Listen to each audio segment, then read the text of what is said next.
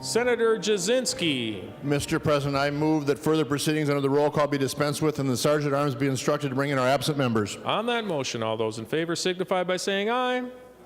Those opposed, the motion does prevail. Secretary will close the roll. Remember, remaining under motions and resolutions, we will revert to the third order of business, messages from the House. The Secretary will read the message. Mr. President, I have the honor to announce that the House has adopted the recommendation and report of the Conference Committee in House File Number 3872 and repassed said bill in accordance with the report of the committee. So adopted.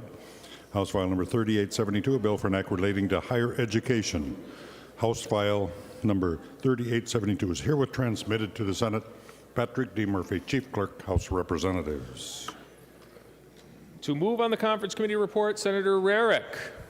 Thank you, Mr. President. On behalf of Senator Tomassoni, I move that the foregoing recommendations in Conference Committee report on House File 3872 be adopted and the bill be passed as amended by the Conference Committee. To that motion, Senator Rarick.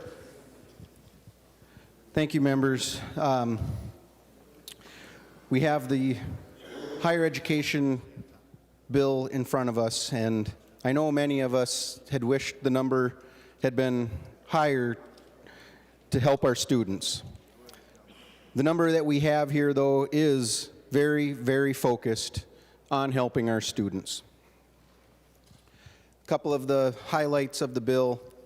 One of the Senate provisions, one of our main priorities, was to include law enforcement and construction in the workforce development scholarships and to increase the funding. That is there, and we also included social workers into that as well. We have increased that funding in the first year. Where's my number? I believe by $5.05 million and $3.75 million each year ongoing. These are three areas that we absolutely know the need to get more people trained and into those areas. So this is going to be a great help. A provision that we did not have, but that was in the House side, was for our tribal schools. Our three tribal schools up north. This has a provision where they will get $1 million of funding each, ongoing. They have not received any funding since it was either 1985 or 1986, and this amount brings them right in line with the level of funding that we give to the University of Minnesota, which approximately 18 to 20%. There are some other programs in here. I think those were the two highlights. One other issue that I want to bring up, we had a debate here on the floor around an amendment, and that was the affirmative consent issue. And I had spoken to that I believe the House had a version that was more appropriate, and that language is in this bill.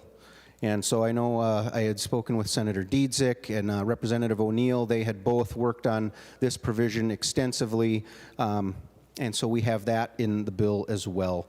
And there are many other details. I know we're short. I will be happy to answer any questions specifically that members would have, but those, I believe, are the highlights that are the differences that came back. Thank you, Mr. President.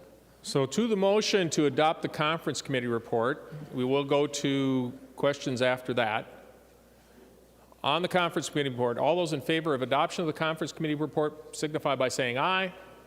Those opposed, the motion does prevail. The Secretary will give the bill, the motion does prevail. The Secretary will give the bill its third reading. House File Number 3872, a bill for an act relating to higher education, providing for funding and policy changes. Senator Clausen.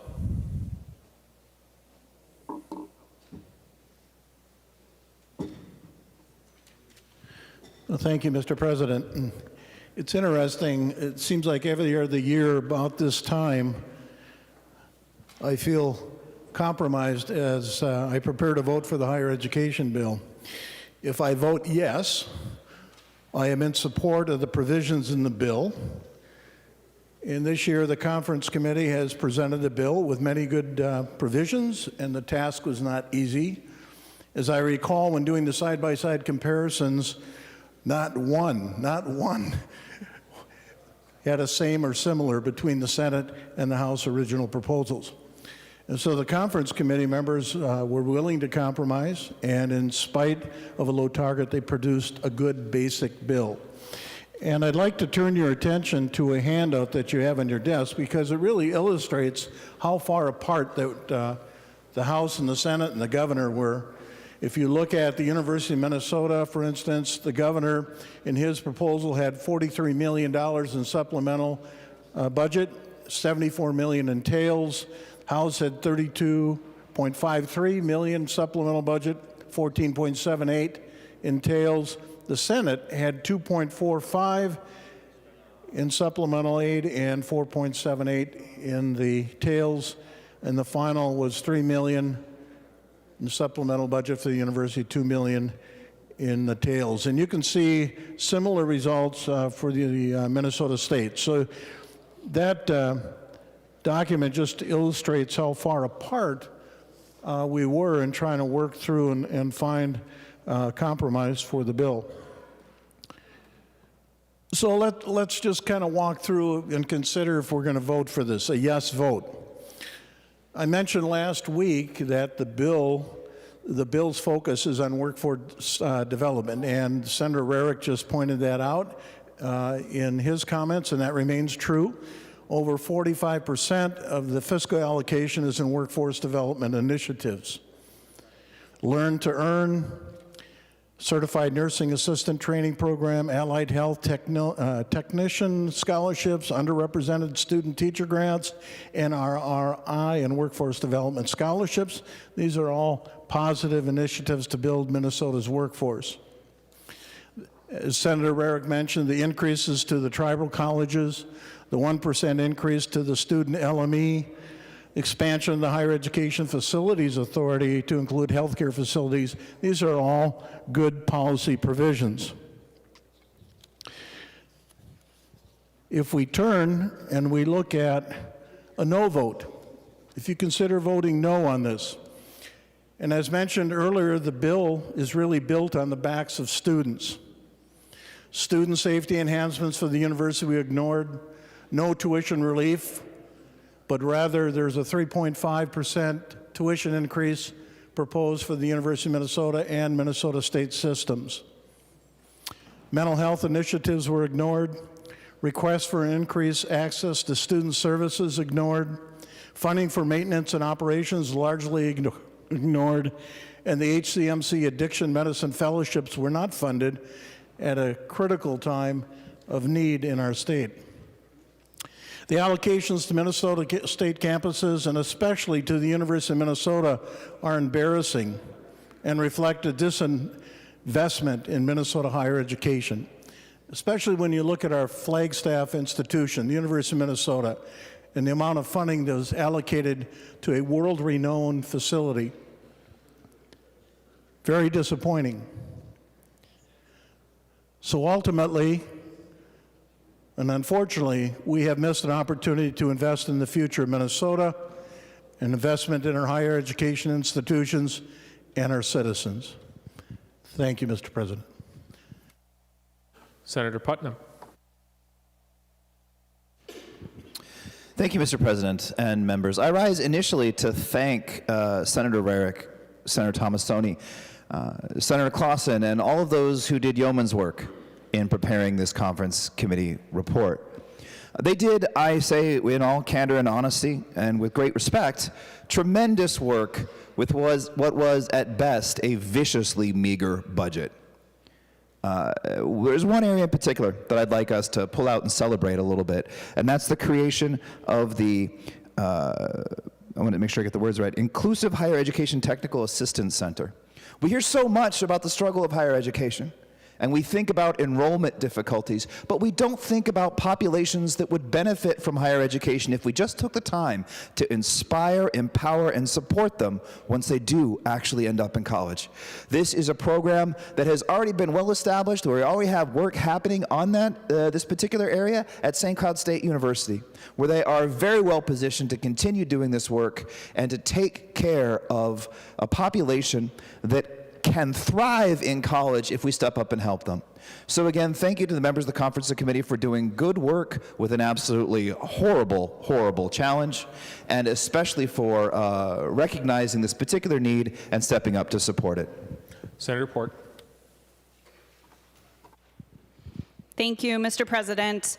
I want to, address the fact that we did include affirmative consent language in this bill. It is absolutely needed on our college campuses. It's an important provision, and I'm glad that we got it done. The hunger-free campuses is vital. There are good pieces to this bill. Investing in higher education is a good piece. This chamber has talked a lot about rising costs that Minnesotans are facing, and this bill raises costs for students.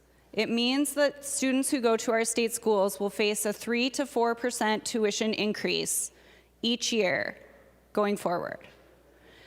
And Minnesota right now has $29 billion in student debt.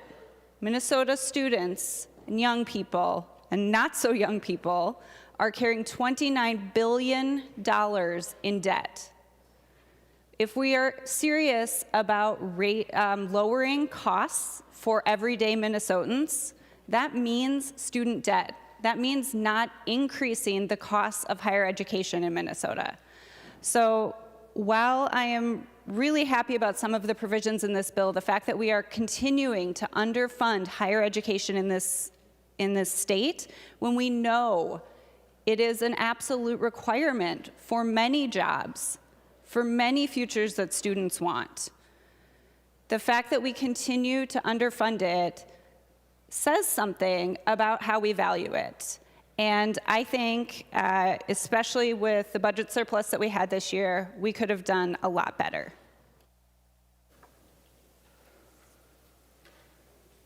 Senator Rarick. Thank you, Mr. President. And a couple of things I will add as well, and Senator Clausen mentioned, we have a provision in here to reduce the student share by 1% on the LME, that's their living expenses. And we also provided a provision in the bill.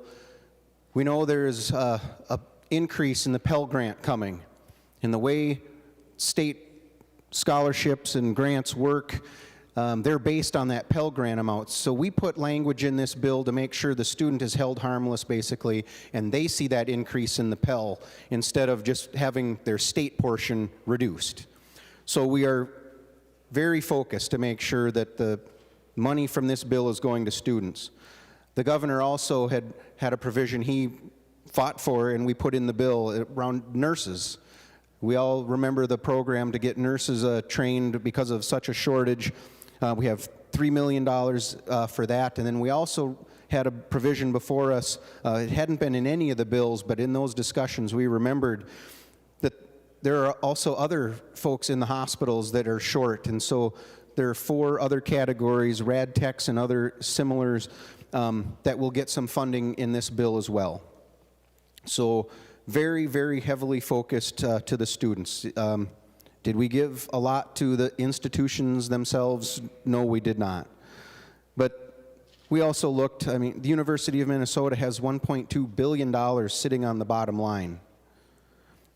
They have chosen to fund some other programs that we might find questionable, so I would challenge the university that these safety projects that they're coming to us, they can probably do those projects with the money they have sitting there, and they should focus on that if that's what their students are telling them is the highest priority.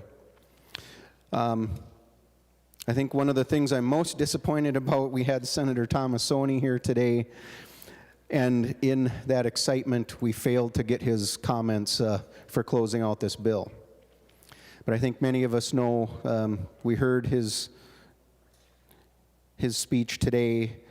We know the appreciation that he has for his staff and everyone who has helped him along the way, and I think he would want to reiterate that yet again. This may not be exactly what we wanted. This is a great compromise, and this really focuses on our students. Mr. President, with that, I would like to make a motion to lay House File 3872 on the table. To that Senator Murphy to that motion. Thank you, Mr. President. Would Senator Rarick yield for a question? He will yield. Senator Murphy. Thank you, Mr. President. And Senator Rarick, can you share with me and with the body why you would lay this bill on the table at this point, please? Senator Rarick. Thank you, Mr. President.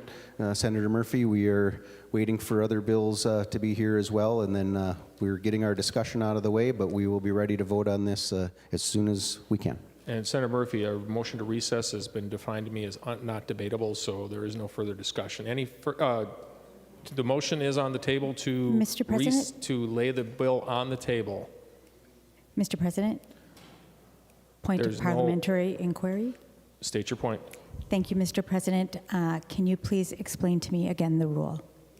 The motion that has been made is a motion to lay the bill on the table. It is not a debatable motion. That is why we are continuing. All those in favor of the motion to lay the bill on the table signify by saying aye. Those opposed, the motion does prevail. Mr. President? The motion does prevail. The motion does prevail. The bill is laid on the table. Senator Murphy. Thank you very much. Would Senator Rarick yield for another question, please? Senator Rarick will yield. Senator Murphy.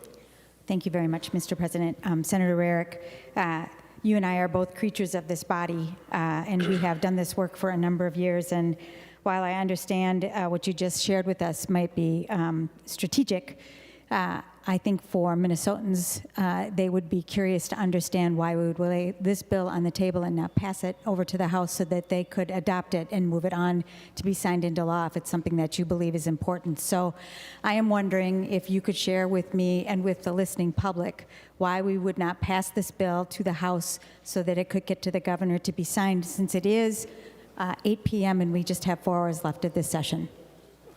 Senator Murphy, I'll indulge Senator Rarick to answer that. We're straying rather close into debating the actual tabling of the bill. Senator Rarick, if you'd like to answer. Mr. President, thank you. Senator Murphy, this has come from the House already, so we do not need to send it to the House. It is waiting on our final action to go to the governor. Members, remaining under motions and resolutions, we will take up the conference committee report on Senate File 4091. Mr. President? Senator Latt, for what reason do you rise? I'm going to ask a follow-up question to Senator Murphy's, if I may, of Senator Rarick, if he would yield. We're not under a section of the agenda, which is 13th order of business. Senator Latz, if you're inquiring as to the motion to lay the bill on the table, that is non-debatable. So I guess I would perhaps ask a brief question, and then we're going to move on to the next conference committee report. Senator Latz. Okay. Well, Mr. President, thank you. I'm not seeking to debate it. I'm just seeking to understand the reasoning behind it. You're straying. Sorry, Senator Latz, that would be asking the motives of the motion to table the bill. The bill has been laid on the table. I think we're going to get to a recess. I think you certainly could ask the author at that point in time if he has other intentions, but at this point under our parliamentary procedure, it would be inappropriate to ask additional questions about laying the bill on the table.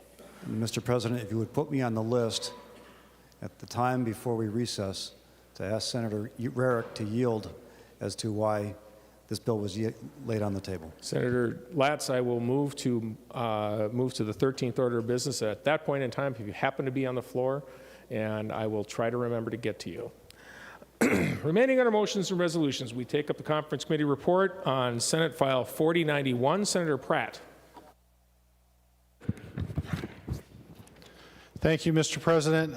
I move the foregoing recommendations and conference committee report on Senate File 4091 now be adopted, and that the bill be repassed as amended by the conference committee. That's the motion. I think I need a different motion, Mr. President. Briefly to that motion, explanation of the report. Senator Pratt. Thank you, Mr. President.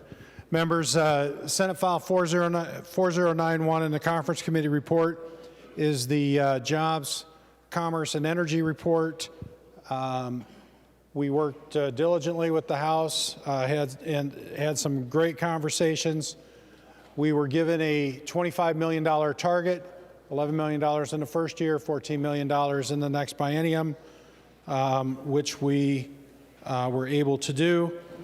Very briefly, members, the bill left this body with $250,000 in spending. The House bill was nearly $300 million in spending, and so we were, the $25 million was well above our target, our initial spending threshold, and well below the House's. But members, we did put $7 million into the Main Street Revitalization Fund. You may recall that last year, as part of our $150 million economic stimulus package, we created this fund to help with support capital projects, specifically targeted towards economic development in corridors that needed economic development. The idea being that we would put some of the money in, and we'd require $2 of private money for every $1 of state money. We're going to supplement that program with $4 million in fiscal year 23, and then $3 million of that in fiscal year 24. We also add additional money to the Small Business Partnership Grant Program. Senator Bach had a program for Canadian border economic relief in Koochiching and Cook counties of $2 million. Members, you know, and then along with that, we also extended the amount of time that funds that we appropriated last year would be available to the Northwest Angle. Members, the Canadian border stayed closed much longer than any of us expected. In fact, it didn't open up until about April 1st, and all of our Minnesota businesses rely on that traffic between Canada and the United States to stay alive. Many of them have told me that their business is down still 60% from where it was pre-2020, and so it's important that we help these small businesses in these communities stay afloat. We did a small change for the Office of Combative Sports. Members, we are doing something. We have a number of refugees and immigrants coming through. I know I've met a number of Afghani refugees coming in, and so we're going to put some money into helping these immigrants and refugees support them in finding jobs and becoming self-supportive. A small amount for a marketing program that the governor wanted. Launch Minnesota, this was a entrepreneurial and innovative tech program that we launched. We're going to put some additional money in that, again, to help stimulate our economy. But we did get, the initial plan was that this would initially spin out of deed and become a self-sustaining entity, and we were able to move up the report to the legislature on how Launch intends to do that by 1 year. We also, last year, put in some money for a logger safety grant program. It's been extremely successful, but we found out that it's going to take some additional money. Many of our folks in northern Minnesota that are in the timber industry rely heavily on this. A veterans liaison position to help veterans find jobs, use skills training, which has been an extremely successful program. Senator Weber has a pilot program in southwest Minnesota to help not only train skilled workforce in southwest Minnesota, but to retain them. And a couple of minor policy changes. We do extend the MIF and JCF deadlines for job creation. Members, you know, what we're finding is that many of these projects that went through the MIF and job creation, the Minnesota Investment Fund and the Job Creation Fund, are still struggling to find the workforce they need to get these projects done and to meet the goals that they originally set out. So we extended those deadlines. We allow the Minnesota Initiative Foundation to subcontract for child care grants.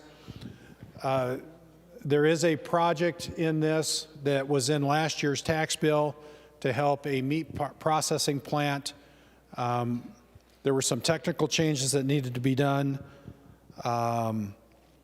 Members, we also have a small fix for the unemployment bill that we passed back at the beginning of the month. There was a technical error after we passed it that was found that's making it impossible for DEED to process rebates, so we're going to go ahead and do that. But also, members, what we have is DEED will now be reporting to the legislature on unemployment insurance fraud. You know, through the pandemic, through the shutdown, and so many people that were on unemployment. I don't know about you, but my small businesses were calling me up and saying, hey, I just got an unemployment claim for this guy and he still works for me. What's going on? There were massive amounts of fraud that were going through because we had so many applications going through the system. As we mentioned when we passed the unemployment bill, 1 in 5 Minnesotans were drawing unemployment at some point in time. More than we've ever had. And so what we want to be able to do is talk about how many people are requesting payments that they don't deserve, but also how many are due to identity theft, and how many are legitimate claims that are being taken over by a fraudster. Those are all important things that we need to know as policymakers so that we can help keep that fund available for the workers that need it. And then we do some spending out of the Workforce Development Fund to help new projects going forward to expand into different areas and try some pilot programs. So, Mr. President, that is the jobs and labor, the job section, and then Senator Rarick can describe the labor section. Senator Rarick. Thank you, Mr. President and members. The labor section of the bill is very simple. It only includes things that were in both bills from each body except for one. There was a provision that both carried. We took the House version for codes for when you require window anchorages for cleaning. We also took the House language on some building permit fee reductions. We just had the discussion earlier about the load control receiver bill. That is included in this. There is also a provision in here for some elevator work, allowing certain platform lifts and such to be done by folks other than elevator contractors. That's all agreed upon. There's some clarifying language around work comp, and then the one provision we did not have basically was because the agency bill came so late, but some stuff around the combative sports is included now. Senator Pratt renews his motion that the foregoing recommendations in Conference Committee report for Senate File 4091 now be adopted and the bill be repassed as amended by Conference Committee. All those in favor? Mr. President, I think we still have some commerce and energy provisions to review. I forgot Senator Senjum was in this package, and Senator Dames. Senator Senjum. Thank you, Mr. President. Just to, again, report on the Senate energy aspect of this particular bill, and let me just start by noting certainly the good work of the Committee Administrator Darren Lee, Allie Eilers, certainly our research staff, Beth Kleinbold, Committee LA, certainly Casey Mung and Carlin Doyle-Fontaine. I mean, wonderful nonpartisan staff, and certainly then the committee itself. Working through the years, Chamberlain, Rarick, Matthews, Utke, Friends, Torres, Ray, and Newton. I just have to mention those folks for all the good work they did. So looking at the bill, solar rewards is continued. There's a provision within the bill having to do with the Ford site and $3 million, pardon me, a $3 million contingency fund out of the, or application out of the RDA to ensure that if a certain pollution is found there and they have to remove the panels, they can put them back. And that's likely never to happen, but we needed that contingency. We have the host city economic development program, $3.5 million of RDA money for those cities within the RDA within the XL territory, another $1.5 million outside the territory, a couple of date changes relative to the cold weather reporting and telecom reporting. We have a securitization program or initiative within this bill having to do with natural gas. It would allow, if, and for instance, there were a Texas-like incident going forward, that the gas utility company would be able to bond out 20 years, soften the blow, if you will, on ratepayers as they pay off that gas price that they had to spend extraordinary amount of money for. So there's a threshold provision here by which utilities need to report to the Public Utilities Commission. We raised that from $100,000 to $1 million. There's $16 million worth of weatherization. We've got 10% of that 1.6 going to program development for training individuals to do that, whether it's be insulation, installing windows, that kind of thing. We've added 5 tribes to their tribal schools to the Solar on School program.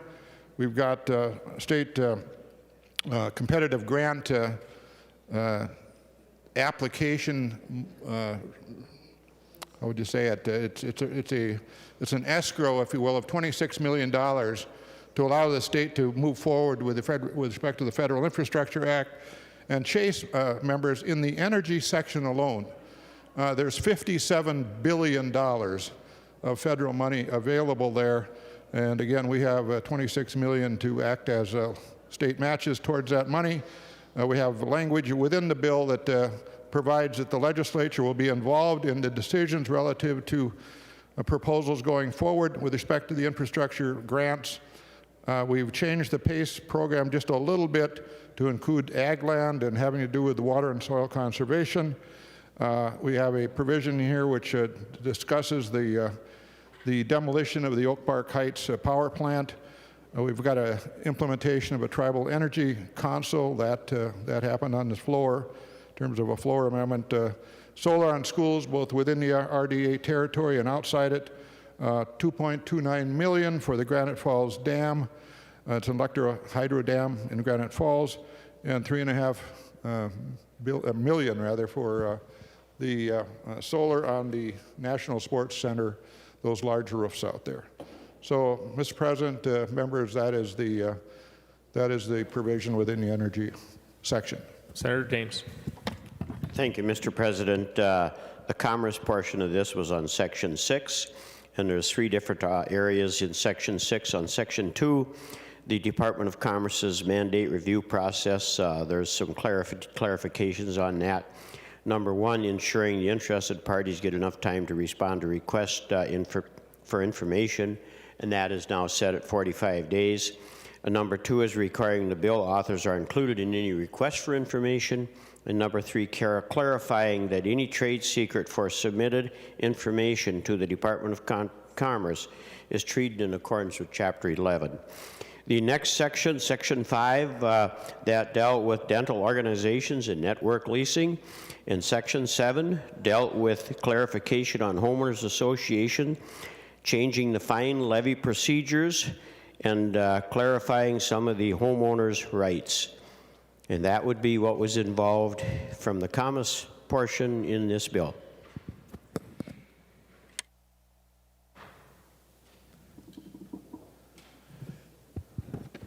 Senator Pratt renews his motion to adopt the Conference Committee report on Senate File 4091. Mr. President. Senator Latz to the Conference Committee report. Thank you. Mr. President, will Senator Pratt yield for a question? He will yield to the Conference Committee report adoption. Senator Latz. Yes, thank you, Mr. President. I'm trying to determine whether or not I'm going to vote in support of this motion to adopt the Conference Committee report.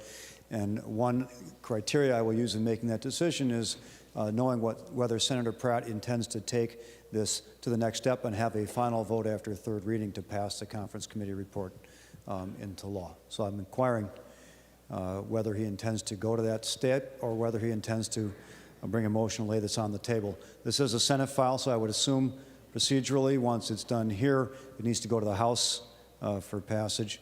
But I'd like to know what the procedural plan is here so I can decide how to vote on the Conference Committee report motion.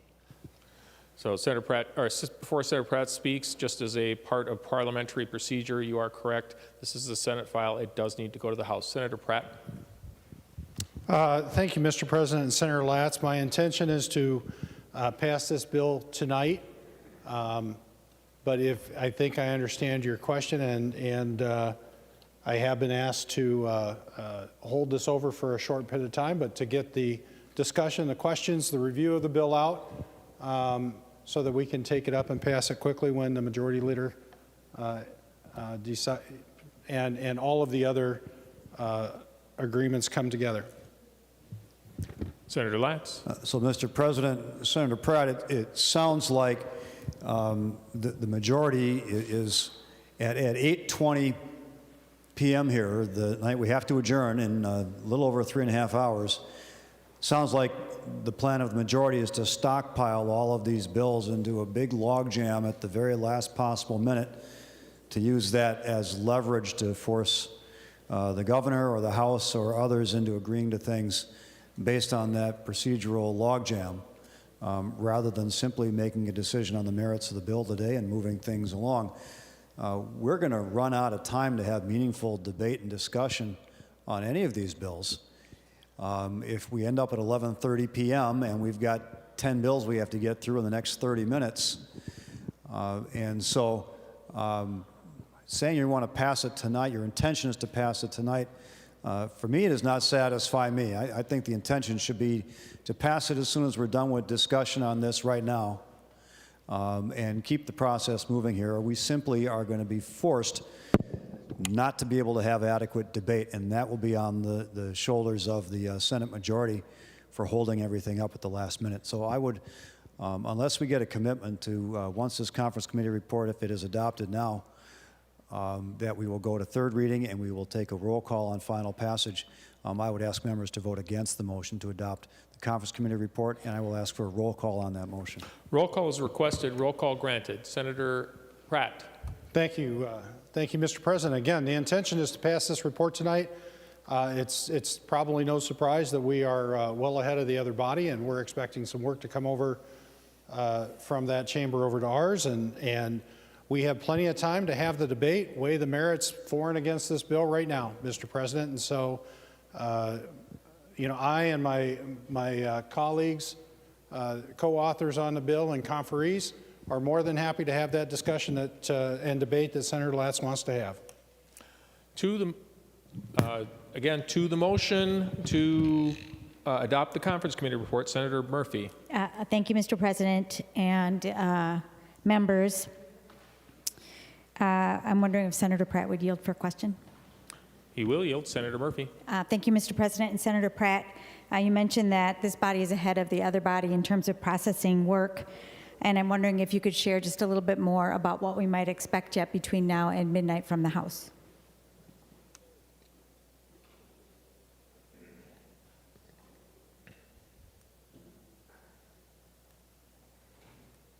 Senator Pratt. Thank you, Mr. President. And Senator Murphy, the House is in recess right now. There's a number of bills that are House files that we're waiting for them to act upon and send over, and we don't know when they're going to come out of recess.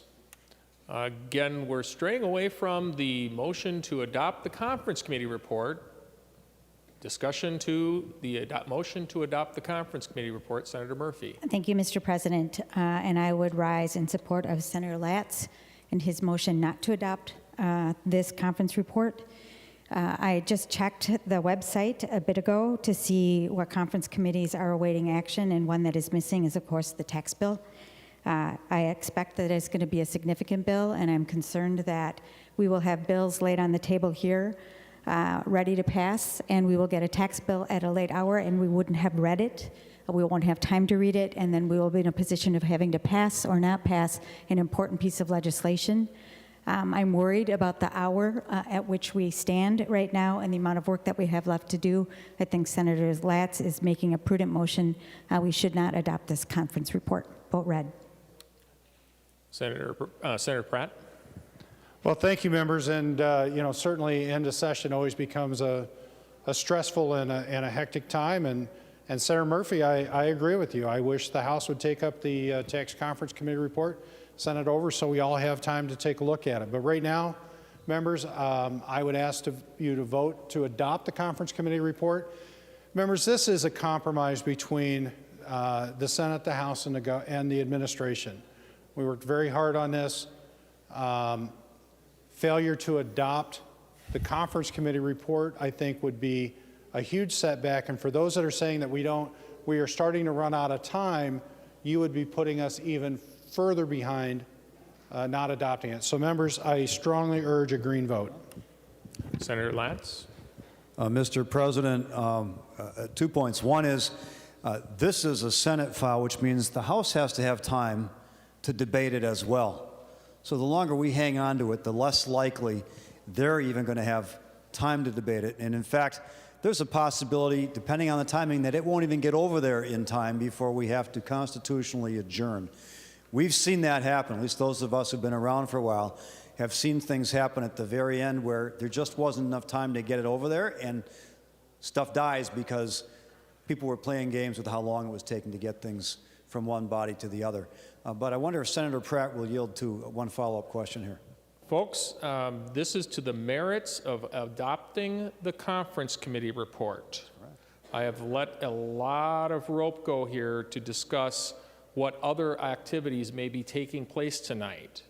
But this is to the merits of the conference committee report, not to the merits of any other bill that has not been seen by this floor. I will ask Senator Pratt if he will yield, but we need to stick to the conference committee report. Senator Pratt will yield. Senator Latz. Thank you, Mr. President. In response to Senator Pratt's statement that the House needs to pass the tax conference committee report, can Senator Pratt confirm whether the tax conference committee is even closed up? Because I'm hearing mixed messages that it might not even be ready for the House to vote on yet. Senator Pratt, I have a volunteer to pinch hit if you'd like.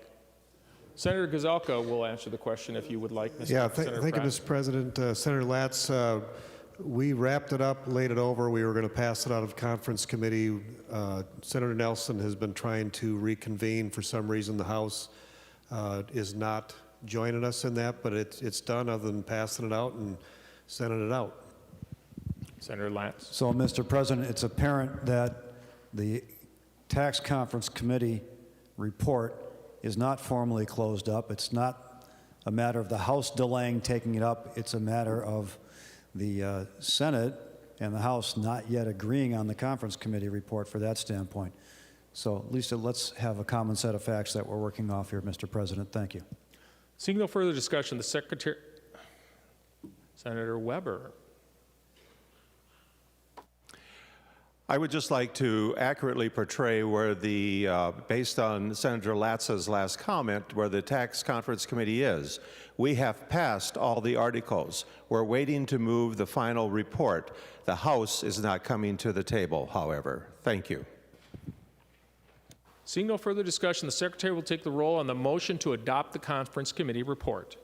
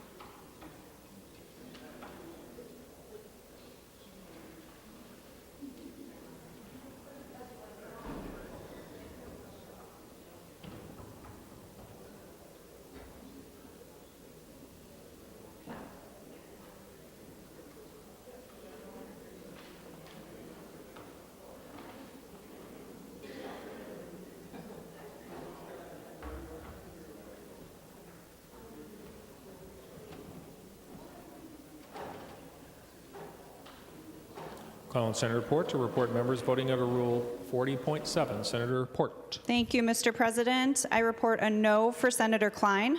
Klein votes no. Senator Report. I report a no for Senator Dietzick. Dietzick votes no. Senator Report. I report a no for Senator Fateh. Fateh votes nay. Senator Report. I report a no for Senator Kent. Kent votes nay. Senator Report. I report an aye for Senator Newton. Newton votes aye. Senator Report. I report a no for Senator Wickland. Wickland votes nay. Senator Report. I report a no for Senator Rest. Rest votes nay. Senator Report. I report a no for Senator Pappas. Pappas votes nay. Senator Report. And I report a no for Senator McEwen. McEwen votes nay. McEwen.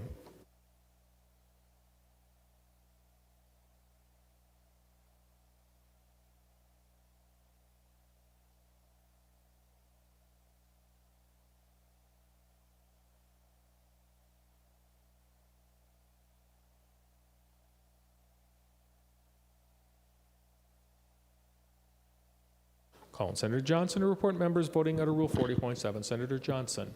Thank you, Mr. President. Senator Anderson votes aye. Anderson votes aye. Senator Johnson. Senator Benson votes aye. Benson votes aye. Senator Johnson. Senator Eichhorn votes aye. Eichhorn votes aye. Senator Johnson. Senator,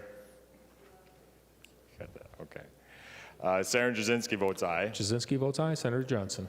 Senator Tomasoni votes aye. Tomasoni votes aye. Senator Johnson. Senator Utke votes aye. Utke votes aye. Senator Johnson.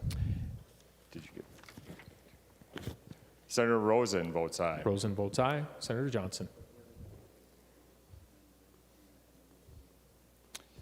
Mr. President, Senator Ingebrigtsen votes aye. Ingebrigtsen votes aye. Senator Johnson.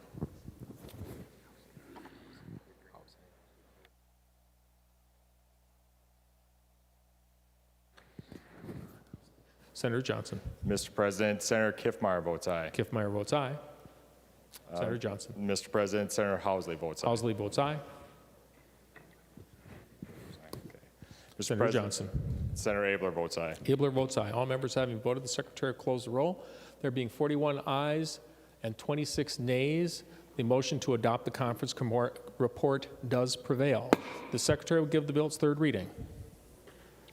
Senate File Number 4091, a bill for enacting relating to state government appropriating money for commerce, jobs, and economic growth. Third reading. Further discussion. Senator Frentz. Well, thank you, Mr. President, and thank you, members. I was going to rise and thank the staff, the fellow conferees, the Energy Committee members, and Commissioner Grove, Commissioner Robertson, the House conferees and staff, talk about RDA, talk about some of the stuff that's in the bill, but I think I'm just going to sit back down by saying Minnesota's watching and saying, can you finish your work on time? And I think what we're looking for is reasons to move forward, to move ahead. And I hope everybody in this chamber is watching the clock and trying to get stuff done. I think if we don't, people are going to say, why not? Thank you, Mr. President. Senator Pratt. Thank you, Mr. President. I move that we lay Senate File 4091 on the table. Mr. President? Senator Latz, that is not a debatable motion. Not debating, Mr. President. Request a roll call. Roll call requested, roll call granted. To the motion to lay the bill on the table, seeing no further discussion, the Secretary will take the roll.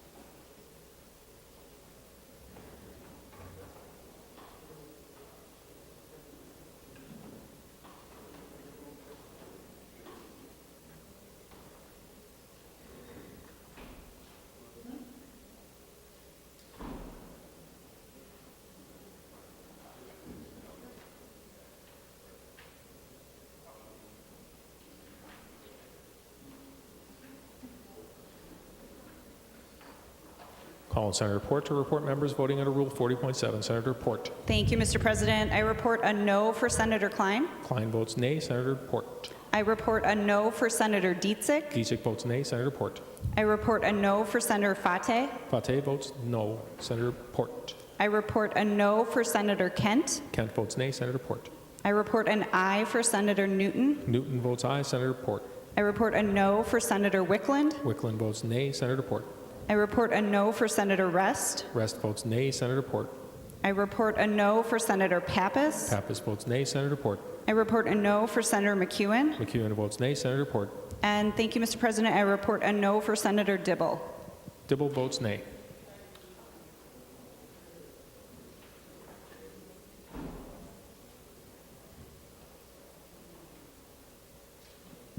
Call on Senator Johnson to report members voting under Rule 40.7. Senator Johnson. Thank you, Mr. President. Senator Anderson votes yes. Anderson votes aye. Senator Johnson. Senator Ingebrigtsen votes aye. Ingebrigtsen votes aye. Senator Johnson. Senator Newman votes aye. Newman votes aye. Senator Johnson. Senator Howe votes aye. Howe votes aye. Senator Johnson. Senator Utke votes aye. Utke votes aye. Senator Johnson. Senator Thomasoni votes aye. Thomasoni votes aye. Senator Johnson.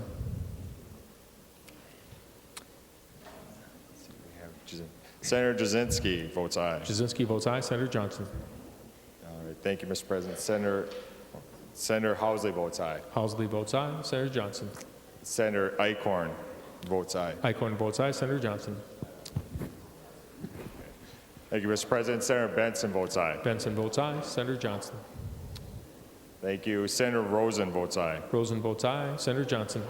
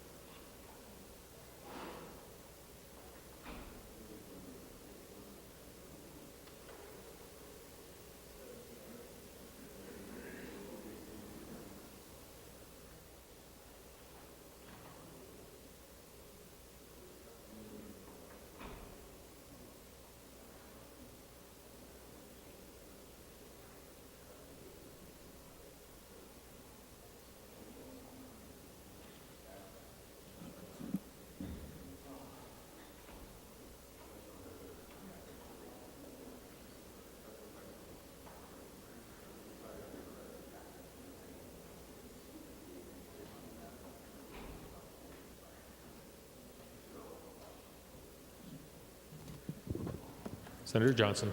Thank you, Mr. President. Senator Bach votes aye. Bach votes aye. Senator Johnson. Thank you, Mr. President. Senator Kiffmeyer votes aye. Kiffmeyer votes aye. Senator Johnson. And if we could wait a minute.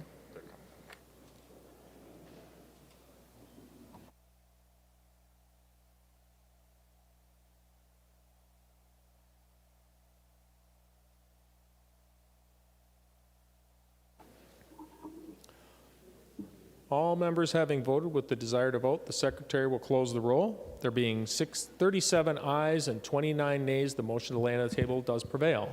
Mr. President, Senator Latz. I move that House File 3872 be taken from the table and ask for a roll call.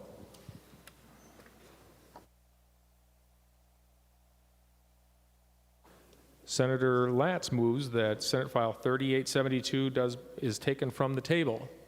Mr. President, House File I'm sorry, 3872. House File. Sorry, you're correct. House File 3872 from the table. Roll call has been requested. Roll call granted. Secretary will take the roll on, oh, just a second.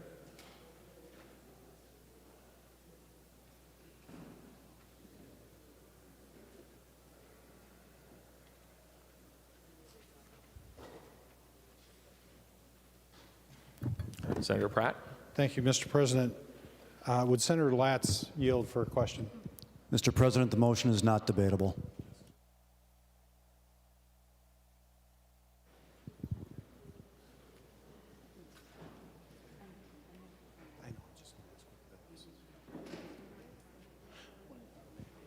Mr. President, maybe let me change that then. Point of parliamentary inquiry.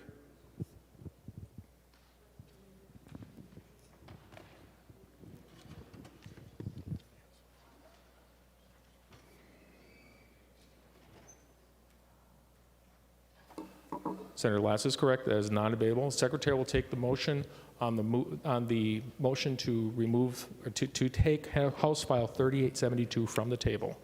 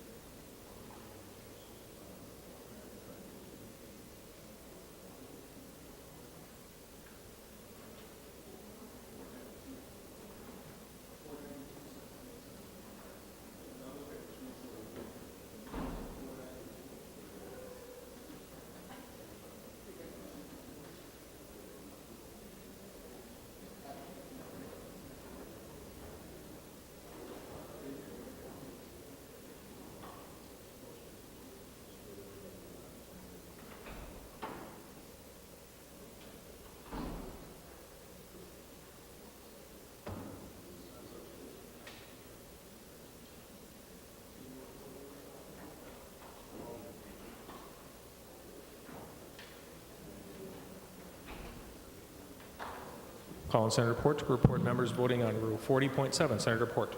Thank you, Mr. President. I report an aye for Senator Klein. Klein votes aye. Senator Port. I report an aye for Senator Dietzick. Dietzick votes aye. Senator Port. I report an aye for Senator Fateh. Fateh votes aye. Senator Port. I report an aye for Senator Kent. Kent votes aye. Senator Port. I report an aye for Senator Newton. Newton votes aye. Senator Port. I report an aye for Senator Wickland. Wickland votes aye. Senator Port. I report an aye for Senator Rest. Rest votes aye. Senator Port. I report an aye for Senator Pappas. Pappas votes aye. Senator Port. I report an aye for Senator McEwen. McEwen votes aye. Senator Port. Thank you, Mr. President, and I report an aye for Senator Dibble. Dibble votes aye. Call on Senator Johnson to report members voting under Rule 40.7. Senator Johnson. Thank you. Senator Anderson votes no. Anderson votes nay. Senator Johnson. Thank you, Mr. President. Senator Thomasoni votes no. Thomasoni votes nay. Senator Johnson. Thank you, Mr. President. Senator Eichhorn votes no. Eichhorn votes nay. Senator Johnson. Thank you, Mr. President. Senator Housley votes no. Housley votes nay. Senator Johnson. Senator Jasinski votes no. Jasinski votes nay. Senator Johnson.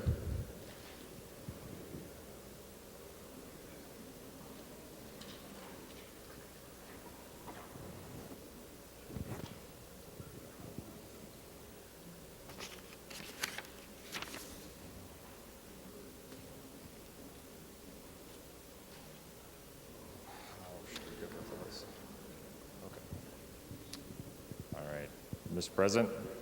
Senator Johnson. Senator Howell votes no. Howell votes nay. Senator Johnson. Senator Ingebretson votes no. Ingebretson votes nay. Senator Johnson. Senator Newman votes no. Newman votes nay. Senator Johnson. Senator Rosen votes no. Rosen votes nay. Senator Johnson.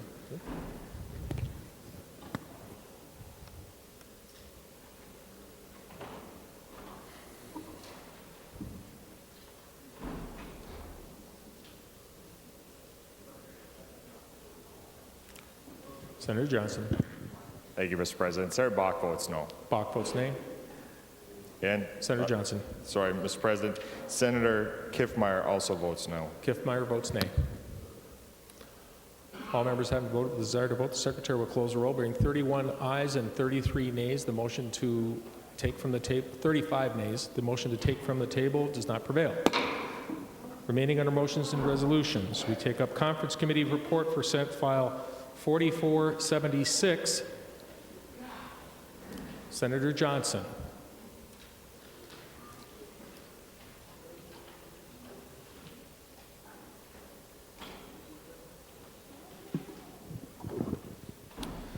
Thank you, Mr. President. I move the foregoing recommendations in Conference Committee report on Senate File 4476 be now adopted and the bill be repassed as amended by the Conference Committee. To that motion, a brief description of the Conference Committee report. Senator Johnson. Thank you, Mr. President. This is pretty much exactly what we saw coming off the floor here a few weeks ago. Some small adjustments to the maps across the state here where we had some privacy issues where precincts could single out individual voters.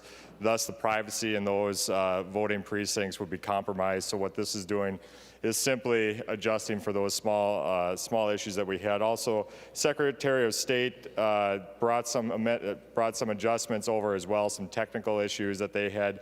The House added those when it was on the floor over there as well. And so this is just the product of that conference committee.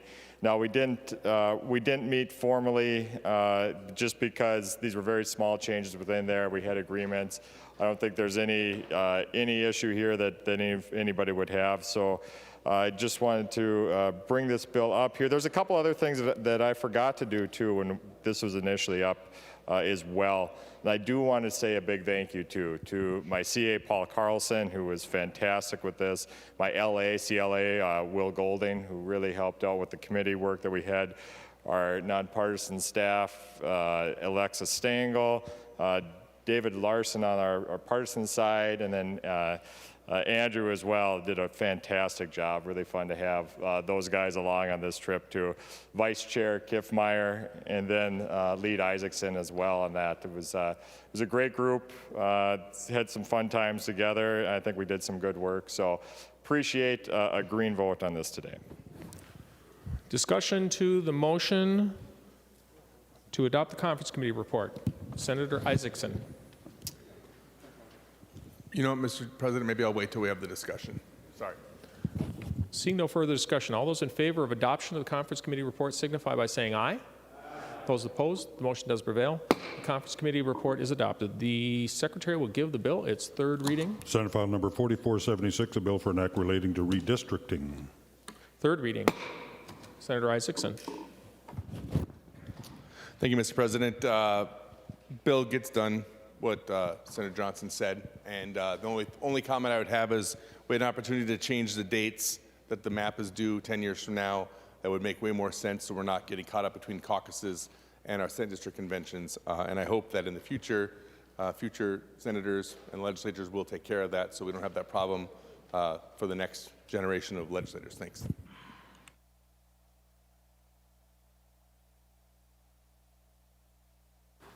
Seeing no further discussion, the secretary will take the roll and final passage of Senate File 4476 as amended by conference committee.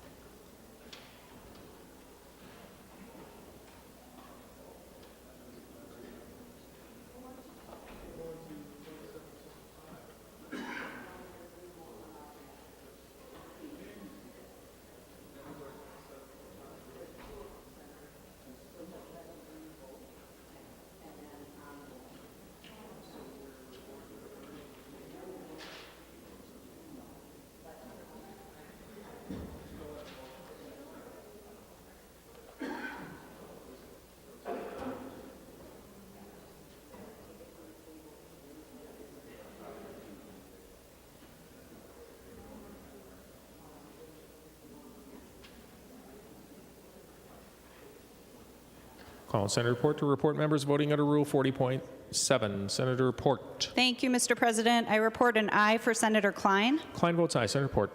I report an aye for Senator Dietzick. Dietzick votes aye. Senator Report. I report an aye for Senator Fateh. Fateh votes aye. Senator Report. I report an aye for Senator Kent. Kent votes aye. Senator Report. I report an aye for Senator Newton. Newton votes aye. Senator Report. I report an aye for Senator Wickland. Wickland votes aye. Senator Report. I report an aye for Senator Rest. Rest votes aye. Senator Report. I report an aye for Senator Pappas. Pappas votes aye. Senator Report. I report an aye for Senator McEwen. McEwen votes aye. Senator Report. Thank you, Mr. President. I report an aye for Senator Dibble. Dibble votes aye.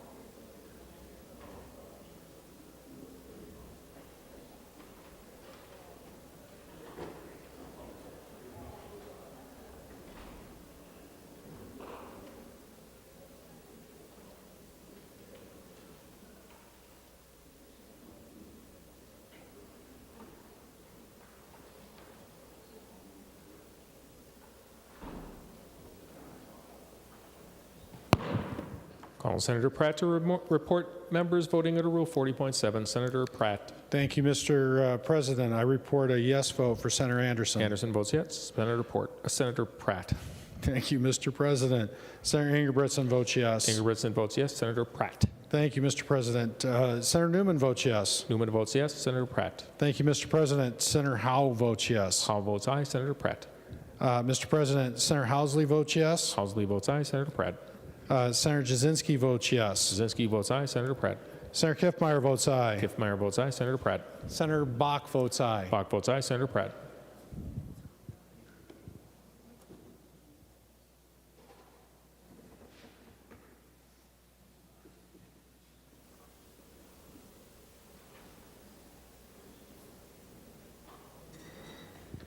Mr. President, Senator Limmer votes aye. Limmer votes aye. Senator Mr. Pratt. President, Senator Thomasoni votes aye. Thomasoni votes aye.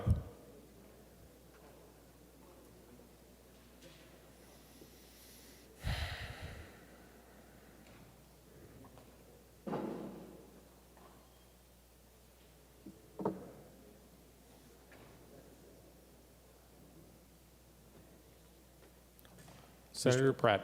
Thank you, Mr. President. I report Senator Eichhorn votes aye. Eichhorn votes aye. All members having voted, the Secretary will close the roll. There being 67 ayes and no nays. Senate File 4476, as amended by Conference Committee, does pass and is title agreed to.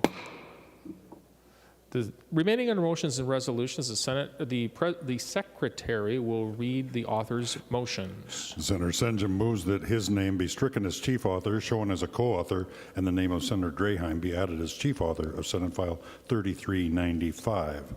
Senator Dreheim moves that the name of Senator Rosen be added as co-author to Senate File number 3395. On those motions, all those in favor signify by saying aye. Those opposed, the motion does prevail. Senator Miller. Thank you, Mr. President. I move that House File number 2725 be taken from the table. On that motion, all those in favor signify by saying aye. Those opposed, the motion does prevail. Senator Miller. Thank you, Mr. President. I move that, pursuant to Rule 26, that House File number 2725 be considered for immediate consideration. Members, we have House File 2725 in front of us. Senator Dreheim. Thank you, Mr. President, and Senator Miller. Members, this is our mental health package that we've been long waiting for. But before we get into the details of the bill, we do have a couple of amendments to get it in the shape that we want. So I would like to offer the A3, Mr. President. Senator Dreheim moves the A3 amendment. The Secretary will report the amendment. Senator Dreheim moves to amend House File number 2725 as follows. As follows. Delete everything after the enacting clause and insert. This is the A3 amendment. To the motions, or to the A3 amendment, Senator Dreheim. Members, this is a agreed upon package with the House. Myself, Senator Rosen, Senator Isaacson represented the Senate, and in the House it was Representative Olson, Albright, and Fisher. And I just want to get it in the shape. I do have a technical amendment after we're done voting on this, President. Discussion to the A3 amendment. Seeing none, all those in favor of the A3 amendment signify by saying aye. Those opposed, the motion does prevail. The amendment is adopted. Senator Dreheim. Thank you, Mr. President. I would like to amend House File 2725 as amended with the A5, which is a technical amendment on page 70, line 16.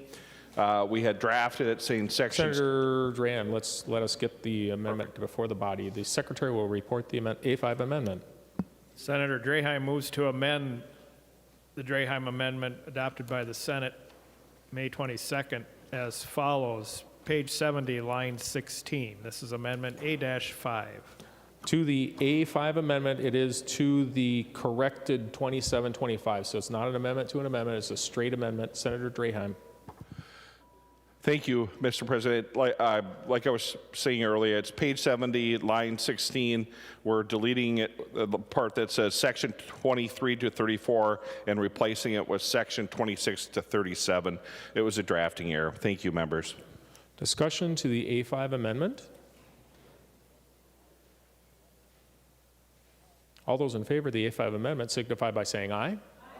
Those opposed, the motion does prevail. The amendment is adopted. Discussion to the amended House File 2725. Senator Champion. Thank you, Mr. President. Mr. President, it's correct that they wanted to make sure that this, any amendments were adopted, were agreed upon by the rest of the committee. I did have an opportunity to talk to the folks here as well as in the House. And with that, I have the A4 amendment. Senator Champion moves the A4 amendment. The Secretary will report the amendment.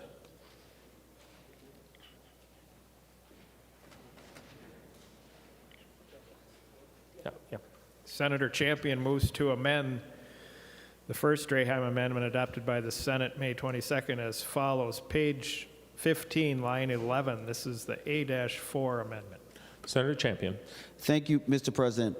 Mr. President, one of the things that we learned even in finance is that we wanted to make sure that there's a cross-section of people who have an opportunity to enter into this important profession of mental health. And we also understood that we wanted to make sure that individuals who are in undergraduate school and in behavioral sciences would have an opportunity to do internships. And my amendment just simply says, for the purpose of this section, an intern may include an individual who is working towards an undergraduate degree in the behavioral sciences or related field at an accredited educational institution. And we know that's may, so that's something that still gives not just the department, but other providers an opportunity to have young people who can still work there as an intern. So thank you, Mr. President. So I hope that you'll support the amendment. To the A4 amendment. Seeing no further discussion, all those in favor of the A4 amendment signify by saying aye. Those opposed, the motion does prevail. The amendment is adopted. Senator Dreheim. Thank you, Mr. President. Members, this bill has a laundry list of mental health provisions in it, authored by at least a dozen different members in this body, and some provisions that have been worked on for years by both parties. I'm just going to briefly kind of go through them and then let authors talk about their section. It has some money, some funds in there for school-linked mental health grants, shelter-linked youth mental health grants, mobile crisis grants, adult mental health initiative grants, loan forgiveness. We have some money in here for supervising an UTKI bill, urgency rooms, which I'm sure we've all heard about from Senator Isaacson, a music grant program by Senator UTKI, some health care grants to get more professionals. We have some changes to the Yellow Line program, a program that our counties have worked on, and Senator Rosen's worked so hard on that initiative.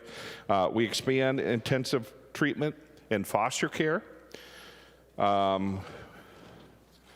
We have an enabler bill, the African American Mental Health Center, children residential crisis standard, some modifications there, Children's First episode grants, and of course, competency restoration that Senator Senjum and Abler have worked on. So with that, Mr. President, I'd like to go to Senator Rosen. Senator Rosen. Thank you, Mr. President. And members, all of us in this chamber are acutely aware of the mental health crisis that we are facing today. Some of it is, of course, because of COVID, and the rest of it is just because of the great need that we are facing in our state. And truly, as Senator Dreheim mentioned, this is a bipartisan bill. I'm very proud of that. We should all be very proud of the work that we have done on this. And Senator Isaacson, thank you so much for your work and your late nights on this. Senator France, your portion in this too is so important, which I'll address in a little bit. I remember 20 years ago sitting in the Health and Human Services Committee with Senator Berglund, and we wanted to address the mental health issues, and we did, but in a very silent voice. You did not talk about mental health in that committee. We funded it, children's mental health, we did various things, but it never received the attention that it deserves today. And that's what we're doing with this bill. We should be very, very proud of this bill. A couple key pieces that I'd like to point out that I'm extremely proud of is the focus from this body on the shelter-linked mental health grants to our schools and our children. And it is one of the great programs that we developed that other states have looked at, and we should be very proud to be able to provide those services to our children and do it through a telehealth mechanism too, virtual. And that has been a lifesaver as we've been going through COVID. Another piece that I was chief author of back in 2019 and this year too is the expansion of the shelter-link mental health grants. And we heard from the providers around the state about the tremendous need for a safety net for our youth experiencing homelessness and sexual exploitation.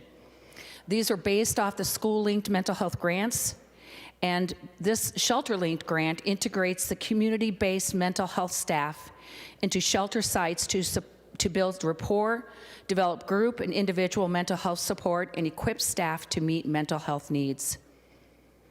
I'd like to just also thank the Department of Human Services Assistant Commissioner Tiki Brown and Gertrude Matusa for holding a stakeholder group to get a better understanding of the crisis that we are facing in this state. So with that, we did expand that grant to 5 there's actually 55 eligible sites, but we are focusing on 5 with this money, 3 sites in the metro and 2 in greater Minnesota. And in my district, there is as much of a need as anywhere throughout this state. Another one that is so critical, and I know Senator France is going to stand up and talk about this too, is our adult mental health grants. That we became aware that the Department of Human Services developed a new formula and was creating winners and losers throughout the state in our counties and our provider system, that some were going to become, we're going to be cut drastically, and other ones were going to be making more money on this adult mental health arena. So we leveled that. We made everybody, the ones that were receiving more money, we're going to keep that money, and the ones that were being cut, were going to be made whole. And this is a huge commitment. It's a lot of money, 10.2 million, but it's worth it. And it's an ongoing discussion with DHS about how this new rate system is going to work. With that, Mr. President and members, there are so many good things in this bill. It was a great compromise, a lot of hours to work on this, and if this is the one piece that we can get done tonight, we deserve to get this done, and the people that are suffering from mental illness throughout the state, our children, our adults, our seniors, we need to do this bill. So please join me in supporting this bill. Thank you. Senator Senjum.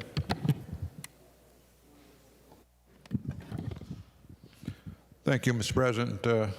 Members, thank you, Senator Rosen, Senator Dreheim,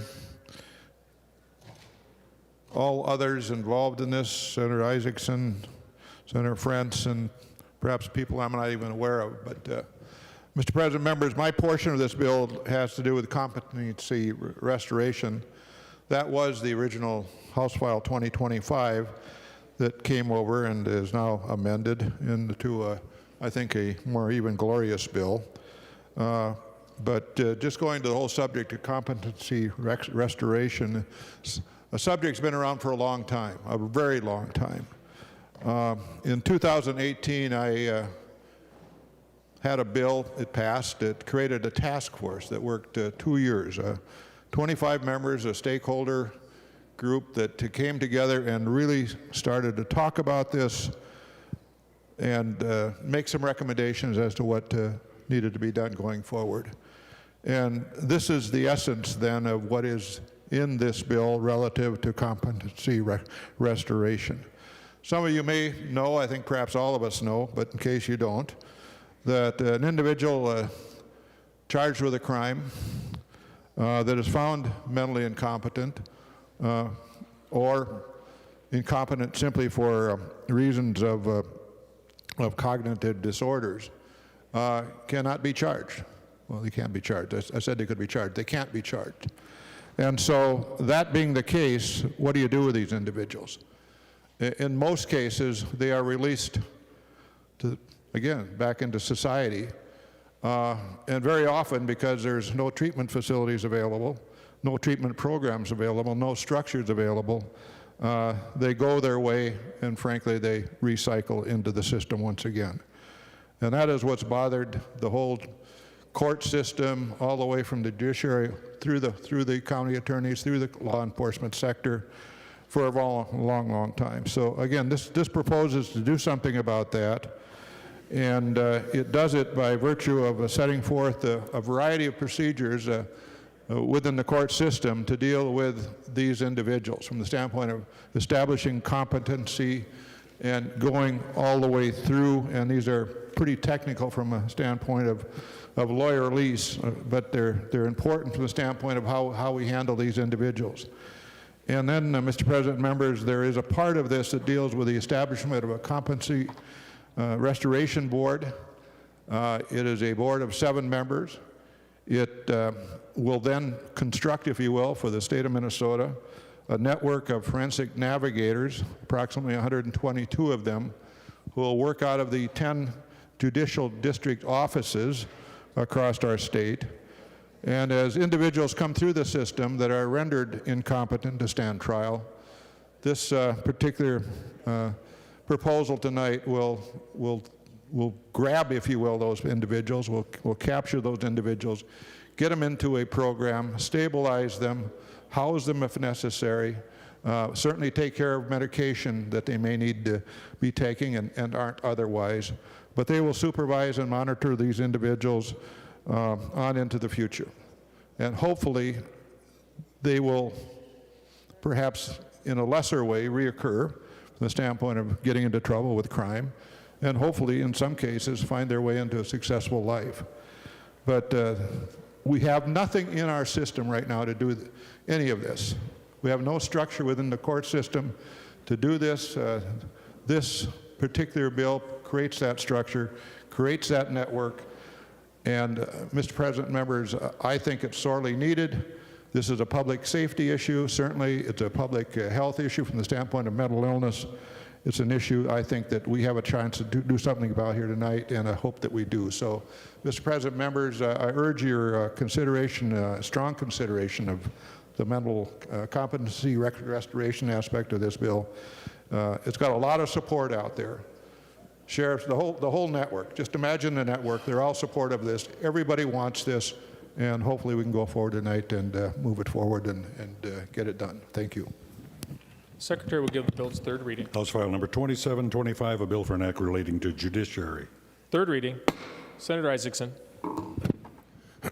Thank you, Mr. President. I first just want to say a thank you to Senators Dreheim and Rosen for being so inclusive and helping me navigate this and sticking with this proposal when there was some doubt. And your leadership and your efforts to be inclusive on this bill is very commendable, and it's something that I will always appreciate and remember. I also want to thank Danny and Liz for helping me navigate what I like to call the deep end of the pool, which is health and human services and mental health.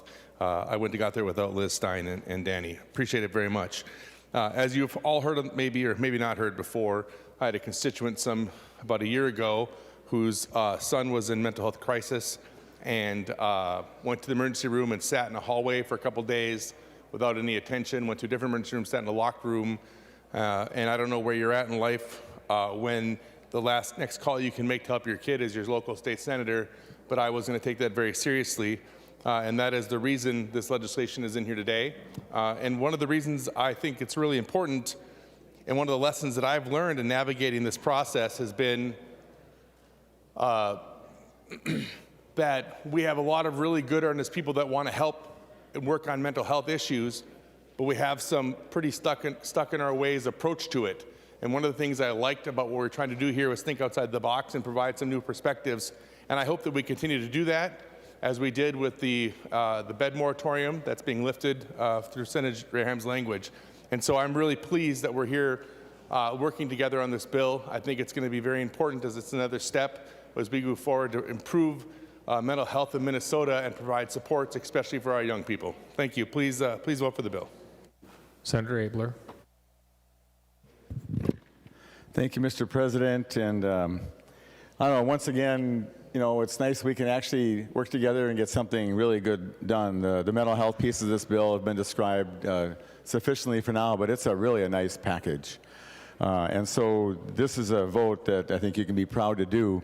But I want to talk for a moment about the competency restoration. That's a term that means almost nothing to anybody. But what it means is if you commit a bad crime, say, a murder, and you're deemed to be just incapable of participating in your own defense, and you need a hospital level of care, you go out, you come to ANOCA, you get to AMRTC, and they work with you, and they get you stable, and at least not needing hospitalization, but you're not quite yet competent. They go like, hey, no problem, we're going to release you on the streets. That's been going on since 2018 when DHS just decided they just weren't going to help those people anymore. They are released into the community, into a group home, and they're homeless. Maybe they wind up in jail accidentally. They wind up who knows where, wandering around. And these might be murderers. And so every so often, one of them will go on a bus and actually shoot somebody, which has happened. And so there's another group of folks who are in court, they're judged incapable of participating in their own defense. They don't need hospital level of care. They're released into the community. And there's about 1,000 a year that are released into the community and nobody's watching. The bill you're doing today, when it's implemented, will help people to, number one, watch them to protect your safety, but also to help them get back on track so they can be made competent and function. So it's got the best of both worlds. And this is a blending of two different bills. Senator Senjum had the one from the task force. I had the one from the county attorneys. And Senator Begum weighed in. And this is an example where a lot of people get engaged, and it works really well. And so as this is implemented, you can be confident that the people who are being tracked, who have committed crimes, are on, at least someone's watching. And is it perfect? No, but it's amazing. And I just want to thank all the people that had a finger in this. And I'm happy to vote green. Thank you. Senator Friends. Thank you, Mr. President. Senator Rosen, you're right. I'm going to stand up, and I want to start by thanking you for your leadership on this issue. Thanks also to Senator Dreheim, Senator Champion, Senator Isaacson. Folks, I think this bill is underrated. This is going to do great things for Minnesota, and I want to start with a quick story about a call I got less than a year ago from the Department of Human Services and the folks in the Blue Earth County Human Services who said there's going to be a change in the Adult Mental Health Initiative formula, and we may end up laying off as many as 20 people. Let me tell you one thing Minnesotans know, is if you're not addressing adult mental health, it's going to cost. It's going to cost in human terms, it's going to cost in economic terms, and it's going to cost in public safety terms. So we looked at this, and the formula was going to change in a way that would increase funding in other places, but cut funding for the very areas that had done the most and had the most success with adult mental health. That made no sense. Ask me who my first call was to. Take your time. Senator Julie Rosen, my neighbor from the South, said, Senator Rosen, what do you think here? She said, we can't have it. And Senator Rosen, from that day to this day, you have consistently fought to get this bill across the finish line. And I know it's not just about adult mental health initiative, but that is what was on the front page of the Mankato Free Press a few weeks ago. That's what the people in Blue Earth County were asking us not to cut, and that's the mission that you accomplished here alongside all these other great initiatives. And Senator Rosen, I know you're not going to be here next year, and let me tell you, this is just another reminder, everybody, how much that senator is going to be missed. Thank you very much, members. This is a green vote, if ever there was a green vote. Thank you, Mr. President. Senator Begum. Thank you, Mr. President. First, I want to speak to the competency restoration and closing this gap. First, I want to acknowledge the victims of the crimes that occurred. They were horrendous and horrific due to this gap, and my deepest condolences to the families. You know, I want to thank the stakeholders that came together, because there were a lot to address this issue.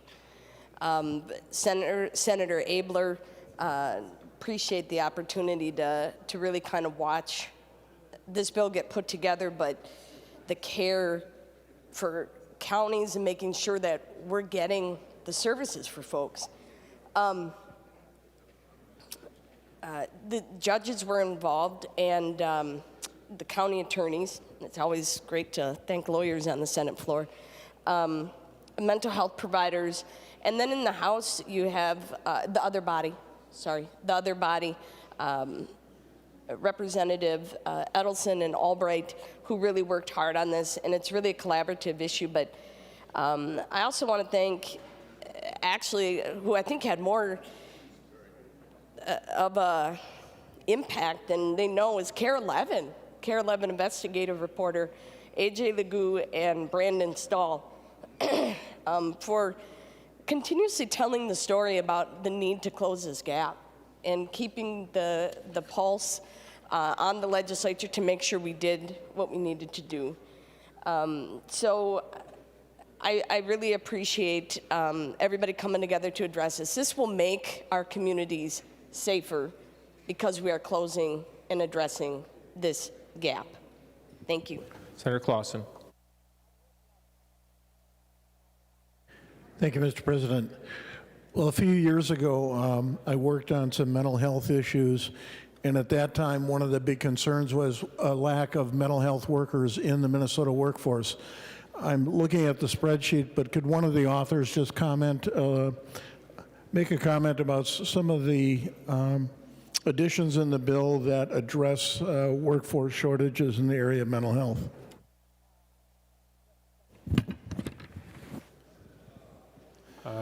Sounds like that was a question for a volunteer, and seems we have a volunteer. Senator Dreheim. Thank you, Mr. President and Senator Clausen. Yes, we put in multiple provisions in here and kind of combined some different bills with the House and compromised to try to get more professionals into, I think all of us have worked on it. I remember when we were in higher ed together, we've had discussions before. You know, the whole goal of this bill was to give more access. So we do not hear stories from our constituents that they had to drive 6 or 8 hours to find somewhere for their loved one to get treatment. Part of the problem is twofold. One, in my opinion, the hospital bed moratorium, that we have a compromised version in this bill. Is it more compromised than I would like? Of course, but that's the nature of the beast. But if we have more access, more beds, we need those professionals. And that is a key part of the problem. We do not have enough people in the fields to help care for our loved ones. So we did try to address this with some grants. We also tried to address the supervision piece and some of the tracks that you need supervision by someone that's already accredited or licensed. And we have some money in here to help pay them or reimburse them for their supervision. There's more work to do, but this is a good start, members. Senator Dibble.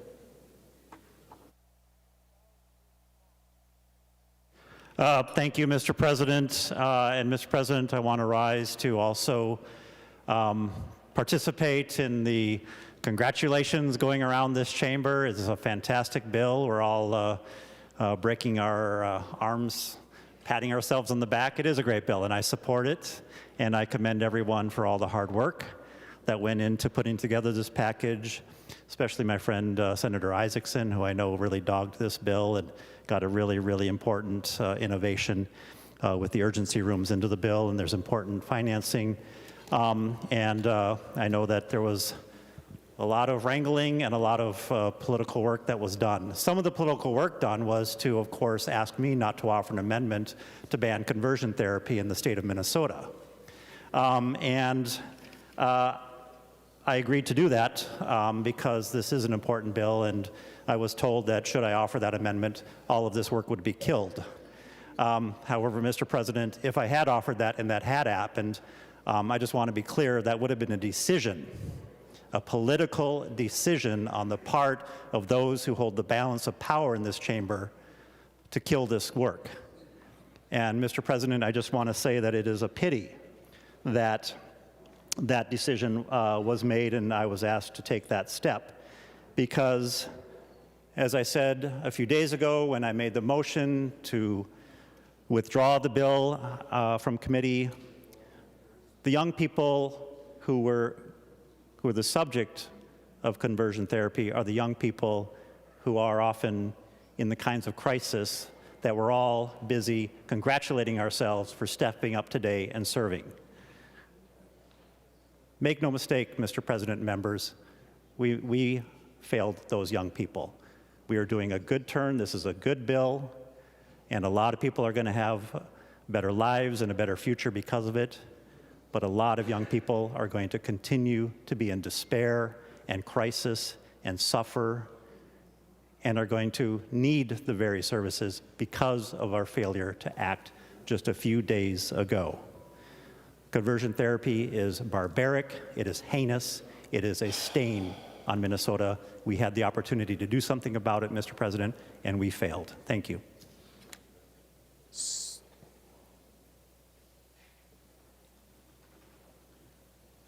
Senator Rosen. Thank you, Mr. President. I really appreciate an opportunity to speak again on this bill because there are great things, not only the members here on this floor, but to Mr. Albrecht, who really pulled this bill together and gave us a huge menu of possibilities. And we marched through it to figure out what was the best use of the money that we were given to work on this issue. And of course, Katie Kavanaugh. So huge thanks and huge, from the heart, all the work that Mr. Albrecht has worked on this. We all appreciate the investment he has made in this bill. We couldn't have done it without him. Senator Dreheim. Thank you, Mr. President. I too just want to stand and thank everybody that has portions in this bill, everybody that sat on a committee that heard the bills, staff, both the Republican staff, the Democratic staff, and of course the nonpartisan staff standing behind me. A lot of people worked hard during the busiest time of our year to make this happen. I also like to thank our counterparts in the other body. You know, everybody from AJ, my intern, to Marissa, to Tom, Cheetah, who didn't have a lot of help as my LA to work on this, and he stepped up, filled in the gap, and helped me weave through all the amendments and all the changes that were constant in this bill. Good bill. Vote green. Secretary will take the roll on final passage of House File 2725 as amended.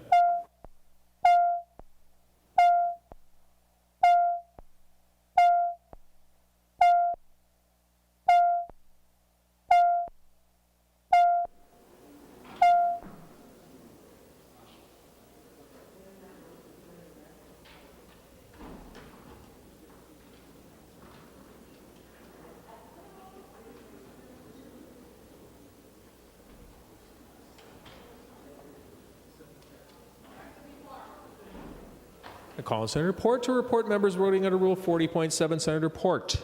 Thank you, Mr. President. Senator Klein votes aye. Klein votes aye. Senator Port. Senator Dietzick votes aye. Dietzick votes aye. Senator Port. Senator Fateh votes aye. Fateh votes aye. Senator Port. Senator Kent votes aye. Kent votes aye. Senator Port. Senator Newton votes aye. Newton votes aye. Senator Port. Senator Wicklund votes aye. Wicklund votes aye. Senator Port. Senator Rest votes aye. Rest votes aye. Senator Port. And Senator McEwen votes aye. McEwen votes aye.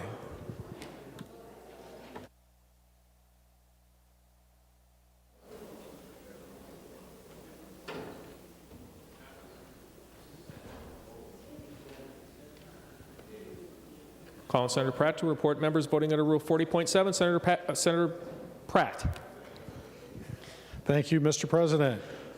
Senator Pratt reports on behalf of the absentee members right now. Senator Limmer votes aye. Limmer votes aye. Senator Pratt. Senator Anderson votes aye. Anderson votes aye. Senator Pratt. Senator Ingebretson votes aye. Ingebretson votes aye. Senator Pratt. Senator Thomasoni votes aye. Thomasoni votes aye. Senator Pratt. Senator Howe votes aye. Howe votes aye. Senator Pratt. Senator Housley votes aye. Housley votes aye. Senator Pratt.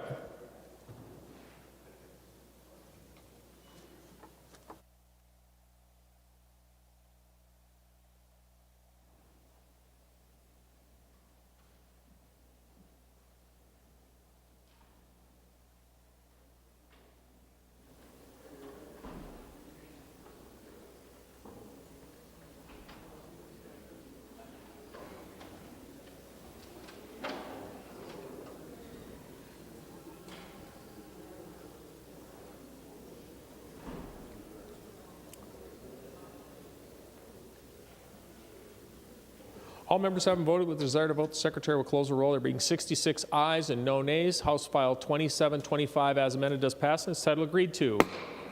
Mr. President, I move for a brief recess of about 30 minutes to the call of the President. Senator Jasinski moves to recess to the call of the President. All those in favor of the motion signify by saying aye. Aye. Those opposed, the motion does prevail. The Senate is in recess.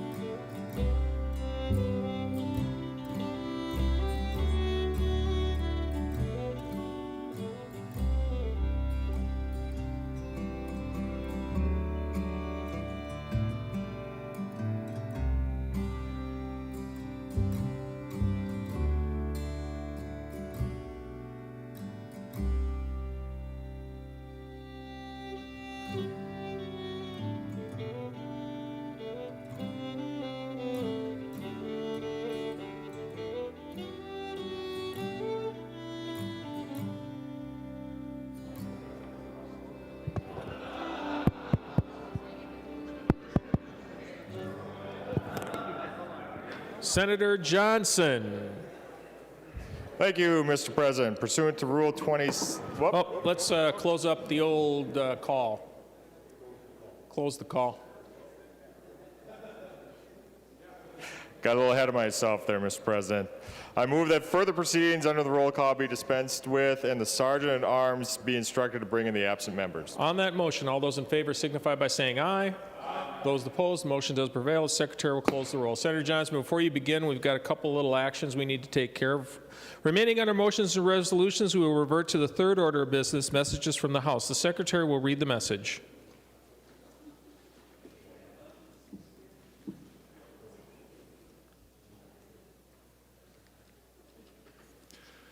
Mr. President, I have the honor to announce that the House has adopted the recommendation report of the subcommittee on Senate File number 4476 and repassed said bill in accordance with the report of the committee, so adopted.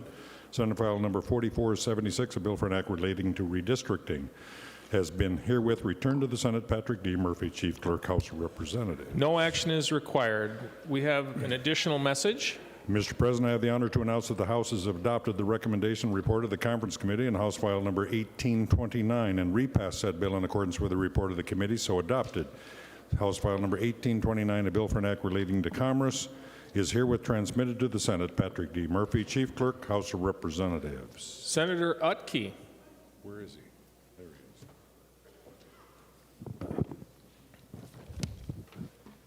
Thank you, Mr. President. I move that the foregoing recommendations and Conference Committee report on House File 1829 be now adopted and that the bill be repassed as amended by the Conference Committee. To that motion, Senator Utke, a brief description of the Conference Committee report.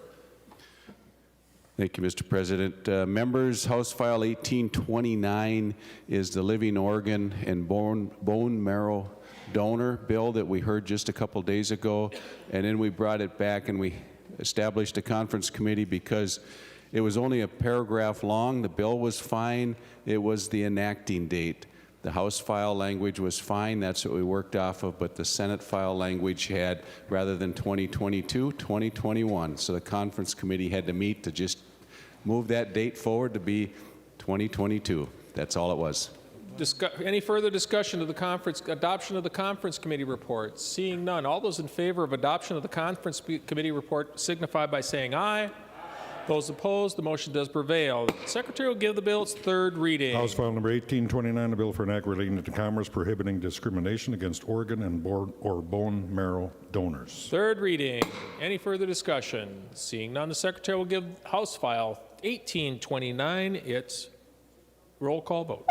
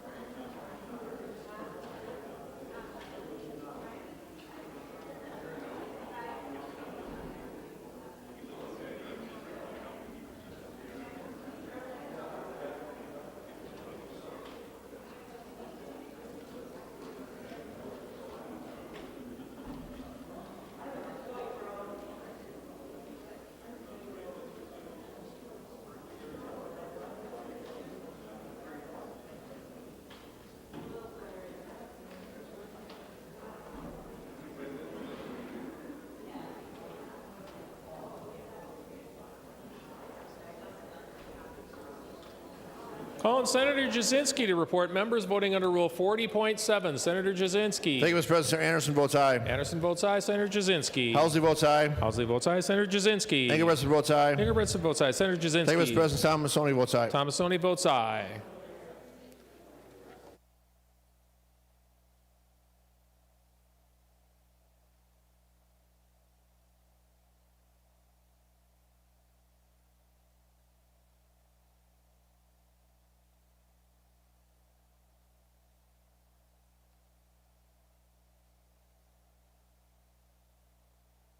Call on Senator Port to report members voting under Rule 40.7. Senator Port. Thank you, Mr. President. I report an aye from Klein.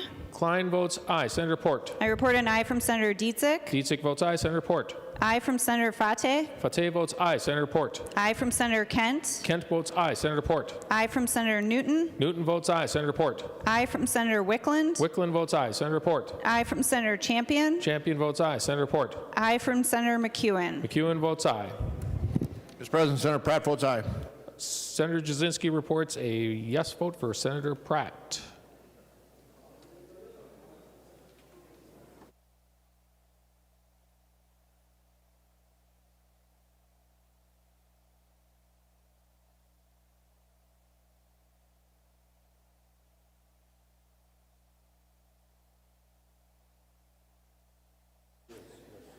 All members having voted, the Secretary will close the roll. There being 66 ayes and no nays. House File 1829, as amended by Conference Committee, passes and its title agreed to. Moving to the ninth order of business, motions and resolutions. Senator Johnson. Thank you, Mr. President. Pursuant to Rule 26, I designate the following bills be made special orders for immediate consideration. It's House File number 4065, Senate File number 4116, and House File number 3400. First on the agenda, House File 4065, Senator Abler. Thank you, Mr. President. And it's with great pleasure I bring to you the Min Choices Recodification Bill. A lot of you ran on recodification. I think we discussed this before. It's an amazing process by which we clean up the statutes. But sometimes when you get a recodification, it's a magnet for more important legislation. And Senator Hoffman would like to make a motion. Senator Hoffman.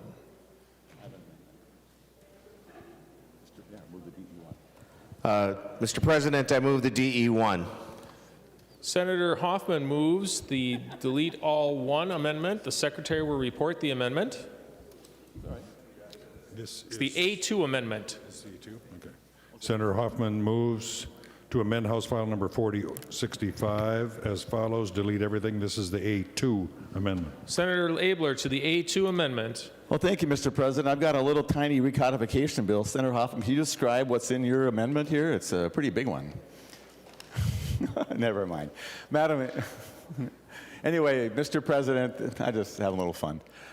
This is the Human Services Omnibus, and Senator Hoffman has been a key member of the committee, and we get to sit together, and we always think to recognize people, and some of our people are kind of shy. But we have an amazing staff, and I am not going to enumerate very many names, but there's just one unusual person that you would not expect would be a part of this, and Mr. President, that's Kevin Parker, which is Senator Hoffman's LA, and he has been as big a part of the team as any member on our staff and has solved many issues, many of which are resolved in here. This is the description of the bill is like 12 pages long, and somehow I think people may not want to hear much about that. But one of the more interesting elements, so in this and there will not be an omnibus finance bill coming, and I might talk about that after third reading. But what this bill is, it's a compilation of agreed upon language between the House and Senate in our conference committee that we sat through for a couple of days, and it's all adopted. I'm not aware of any group that disagrees with any big part of it, but this session we spent a good deal of time talking about long-term care and the needs there, which you all know about, and thank you for passing a $1 billion bill as a proud Senate to declare our interest in that matter. The second thing we talked about was substance use. And in there, we proposed that we create a new department at DHS of behavioral health, because we felt that the behavioral health group was in the basement, doesn't even have a director, and if you look at all the challenges that come, a lot of them come from that department. Very, very many well-intended, really good staff there, but it's buried. Senator Abler, continue. Mr. President, I'm sorry I'm not more riveting on this topic with all the pages. But anyway, so we proposed that we create a new department. And thanks to many members in this body, Senator Eaton and others, who worked with me to get the attention of the department and the governor about this. This bill, I think one of the highlights, it codifies the governor's order where he creates a substance abuse sub-cabinet, has a director, and there's an advisory council, and there's even a request in there to get a consultant to go and look at the structure of DHS and see how it may well improve. And Mr. President, I am so pleased that it was the Senate that led the way on a bipartisan basis to get the governor's attention, frankly, about this department and make some real changes. That, among other things, will make the state better. There's some flexibilities for the long-term care industry, all kinds of, I think there's a podiatrist down south who's going to be able to work. Just so many things. But without further ado, Mr. President, I'll stand for questions. To the A2 amendment. All those in favor of the A2 amendment signify by saying aye. Those opposed, motion does fail. The amendment is adopted. To the amended House File 4065. Seeing no further discussion, the Secretary will give the bill its third reading. House File Number 4065, a bill for an act related to human services. Third reading. Further discussion. Senator Hoffman. Thank you, Mr. President. Members, I would hope that we give an unequivocal yes for this bill. You look at 458 pages and 17 different articles, Mr. President, and you find this is good policy. This is why we come here. We come here to create and work on good policy that's going to affect lives in Minnesota, and specifically, it's going to change some lives. And Mr. President and members, so with that, when we say Health and Human Services, this was not a political discussion. It was so wonderful to see this thing really get worked on and get worked on well in a bipartisan manner. So with that, members, I would hope we all vote yes. Thank you. Final discussion. Seeing Senator Abler. Well, thank you, Mr. President. And, you know, this was excerpted from the Human Services Conference Committee, and we had a very good time on the policy. But I just do have to mention my real disappointment about the inability of us to get the long-term care proposals out of there that we wanted. What is long-term care? Long-term care is people in Minnesota, at least the state responsibility, is to people on Medicaid. Those are people who are not well off. There are people who are seniors, people with various disabilities, people of a whole array of nationalities and, you know, and backgrounds, many of whom are just really on the edge of challenge. And so we spend a lot of money on them, and we decide as a social contract that we're pretty happy about that. We decided that we want to make sure that if you are in a wheelchair and on medical assistance and need to get your dialysis at the doctor, we're going to give you a ride. Well, Mr. President, the transportation system that gives those people rides is in many cases not giving them rides. They are rather giving rides to people on private pay, which is not exactly the policy of the state and not the interest of this. The Senate, to our great credit, on an overwhelming vote decided to fund this non-emergency transportation with the largest increase in time to try to keep it open. And I'm just really frustrated, Mr. President, because the House and the administration didn't help us get done. In fact, the governor started out with zero in his budget. And we had to drag them along to give them a little increase. And I just don't know what we do about that, Mr. President. There's another area where we serve people in medical assistance called home care. And that's where people want to stay in their homes instead of going to a nursing home. And they are struggling to get people to work there, struggling. And the people that work there are the salt of the earth. And the Senate said, yeah, let's give them a large increase, 38%, to try to get them to get nurses and CNAs and whoever else can go help these people, because we had testimony, Mr. President, and a lot of these places are shutting down, and their businesses, the service they are using is Medicare, because they can't afford to be on our roll. And the Senate, again, in a 61 vote, and the only reason the other folks voted no was for some little policy thing that they just didn't like in there, which I didn't either, and that's okay. And so we were in conference committee, and we said, let's make sure that these home care agencies can stay open. And the administration didn't help. They started with zero. That's, okay, we've had zero on all kinds of bills, but not when we had a $3.4 billion human services budget bill. Zero. But no matter, when these home care people that are poor can't go to get home care, they'll go to a nursing home. That's what they're for. They're the backstop. And so in the bill that we did, Mr. President, we put forward a large increase, $358 million to nursing homes to make sure they can give their people a $2 raise and help them to stay open. But unfortunately, Mr. President, I'm not sure if you know, 11% of those places are at risk of closing. And that's 40 places and 400 assisted livings. And I'm very worried about that. And just to finish up, we tried hard to get the administration and the House to think this was something worthy of considering. But in a $3.4 billion budget bill, Mr. President, the governor brought zero. And we had to fight every step of the way to get them to come up. And just the first offer we got today from the House, the administration, or the first offer we got that hit the target we had agreed on, that their leaders agreed on, and that the governor agreed on, was today at 12:14. And so, Mr. President, we don't get to help those people. We don't get to be sure that nursing homes stay open to help people who have no place else to go, whose children have passed or are not able to help them, or their spouse is unable to care for them. We have no way to tell the people who need a ride to go to the doctor for dialysis, that need a ride in a Medicaid van, what they're going to do. That's a mandated service, Mr. President. Mandated means it's in the Medicaid law that Minnesota must provide that, along with nursing homes. And we have no way to be sure that other things that are supposed to happen are going to happen. Mr. President, the Senate said, yes, we are going to do this. We put forward $1 billion in these areas. And Mr. President, the governor put forth zero. And we could not get them to come along and think this is an important priority.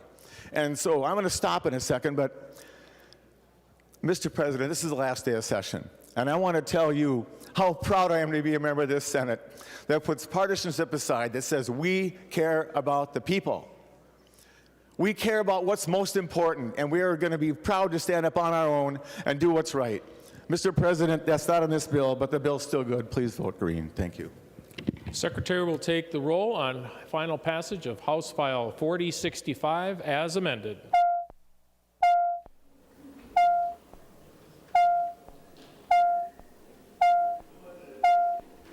I call on Senator Port to report members voting under Rule 40.7. Senator Port. Thank you, Mr. President. Senator Klein, I report an aye for Senator Klein. Klein votes aye. Senator Port. I report an aye for Senator Dietzig. Dietzig votes aye. Senator Port. I report an aye for Senator Fateh. Fateh votes aye. Senator Port. Report an aye for Senator Kent. Kent votes aye. Senator Port. I report an aye for Senator Newton. Newton votes aye. Senator Port. I report an aye for Senator Wickland. Wickland votes aye. Senator Port. I report an aye for Senator Champion. Champion votes aye. Senator Port. Thank you, Mr. President. I report an aye for Senator McEwen. McEwen votes aye.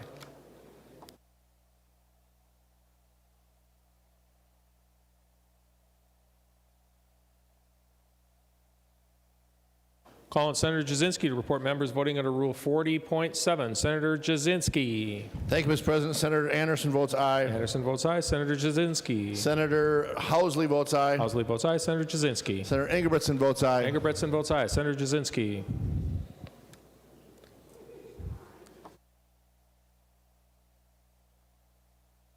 Thank you, Mr. President. Senator Thomasoni votes aye. Thomasoni votes aye.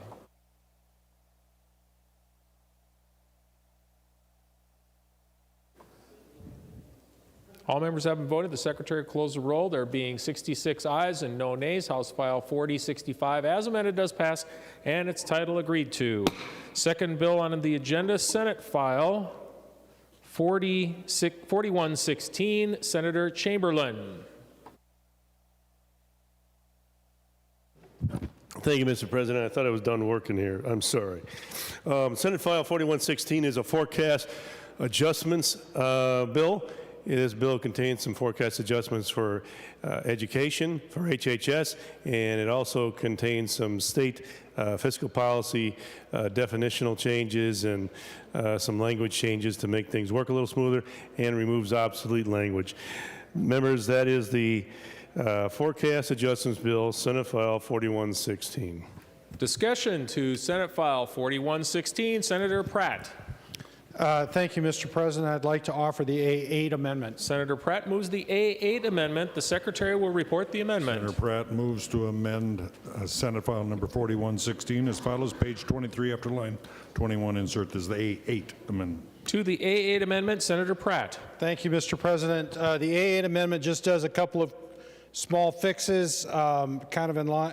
It fixes the unemployment insurance trust fund bill that we voted on earlier this month. There was an error in the bill that this corrects, and then it corrects an error in the frontline worker payments for family child care providers. Discussion to the A8 amendment. Senator Frentz. Thank you, Mr. President, and thank you, Senator Pratt, for bringing forth the A7 amendment. I am a yes on this. Members, this does correct the issue that Senator Pratt was referring to. Home daycare workers, frontline worker pay. It's exactly what should be happening. I urge a yes vote. Thank you, Mr. President. Senator Chamberlain. Looks good to me, Mr. President. Peace in the Valley. All those in favor of the A8 amendment signify by saying aye. Aye. Those opposed, the motion does prevail. The amendment is adopted. Further discussion and amendments. Senate File 4116. Seeing none, the Secretary will give the bill's third reading. Senate File Number 4116, a bill for an act relating to education forecast adjustments. Third reading, final discussion. Senator Chamberlain. Good bill, vote green. The Secretary will take the roll on Senate File 4116 as amended.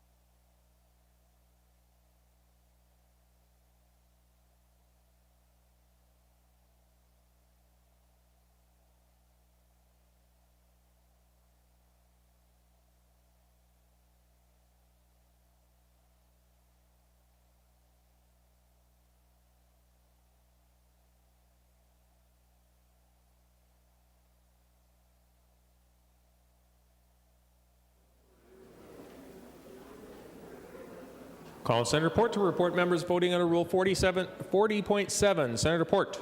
Thank you, Mr. President. I report an aye for Senator Klein. Klein votes aye. Senator Port. I report an aye for Senator Dietzick. Dietzick votes aye. Senator Port. I report an aye for Senator Fateh. Fateh votes aye. Senator Port. I report an aye for Senator Kent. Kent votes aye. Senator Port. I report an aye for Senator Newton. Newton votes aye. Senator Port. I report an aye for Senator Wickland. Wickland votes aye. Senator Port. I report an aye for Senator McEwen. McEwen votes aye. Senator Port. And I report an aye for Senator Champion. Champion votes aye. Call on Senator Jasinski to report members voting under Rule 40.7. Senator Jasinski. Thank you, Mr. President. Anderson votes aye. Anderson votes aye. Senator Jasinski. Housley votes aye. Housley votes aye. Senator Jasinski. Ingebretson votes aye. Ingebretson votes aye. Senator Jasinski. Thank you, Mr. President. Thomasoni votes aye. Thomasoni votes aye. All members having voted, the Secretary will close the roll. There being 66 ayes and no nays. Senate File 4116 as amended does pass in its title agreed to. Third bill on the agenda, House File 3400. Senator Matthews. Thank you, Mr. President. House File 3400 relates to UCC business filings and gives an enforcement mechanism against filings. There's a few filings every year that are fraudulent or that are harassment in nature, often used to target, to place liens and are used to target public officials, sometimes judges, law enforcement, other officials. And there's no mechanism right now to go after and terminate these fraudulent business filings when they are discovered. So this bill is simply an enforcement mechanism to allow these to be corrected, also an appeals process if one is wrongly filed or if one is missed. So this went through my committee, and the Civil Law Committee was passed unanimously. There's no known opposition that I'm aware of, and would encourage members to vote green. Discussion to House File 3400. Senator Goggin. Mr. President, would Senator Matthews stand for a question? He will. Senator Goggin. Senator Matthews, this bill deals with people doing pretty nefarious things. So if they use an address that was like 123 White Claw Lane, would that be an appropriate thing for people to go after these nefarious business dealings? Senator Matthews. Mr. President, Senator Goggin, I'm not sure how all the tools of fraudulent filings are discovered. There's about 150 of them a year, I'm told, but if that is one that flags it and recognizes it, they can be dealt with. Senator Goggin. Thank you, Mr. President. Senator Matthews, I appreciate that answer. Thank you. Any further discussion? House File 3400. Seeing none, the Secretary will give the bill's third reading. House File number 3400, a bill for an act relating to business organizations. Third reading. Any further discussion? Seeing none, the Secretary will take the roll on final passage of House File 3400.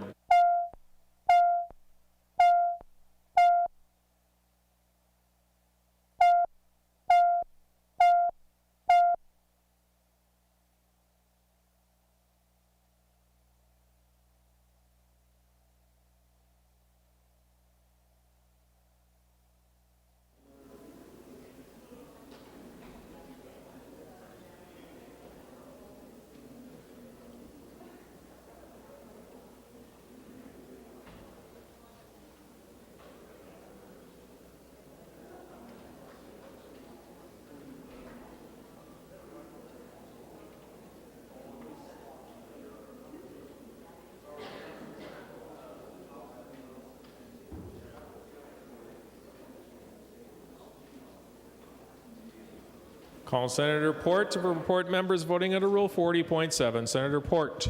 Thank you, Mr. President. I report an aye for Senator Klein. Klein votes aye. Senator Port.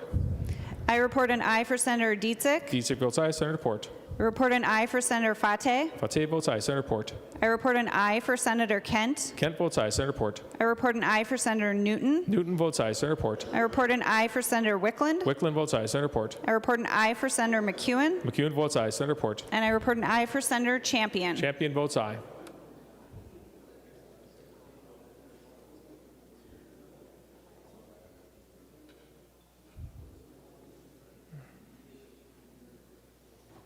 Calling Senator Jasinski to report members voting under Rule 40.7. Senator Jasinski. Thank you, Mr. President. Senator Anderson votes aye. Anderson votes aye. Senator Jasinski. Housley votes aye. Housley votes aye. Senator Jasinski. Ingebretson votes aye. Ingebretson votes aye. Senator Jasinski. Abler votes aye. Abler votes aye. Senator Jasinski. Thank you, Mr. President. Senator Thomasoni votes aye. Thomasoni votes aye. All members having voted, the Secretary will close the roll. There being 66 ayes and no nays, House File 3400 does pass, and its title agreed to. Senator, remaining under motions and resolutions, Senator Miller. Thank you, Mr. President. I move that Senate File 4593 be withdrawn from the Committee on Rules and Administration, given a second reading, and placed on general orders. Members, this is a technical corrections bill. On that motion,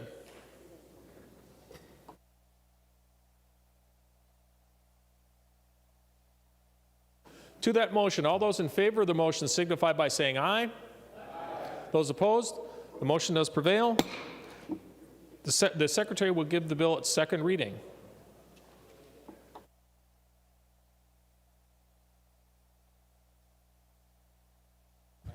Senate File number 4593, bill for an act relating to legislative enactments.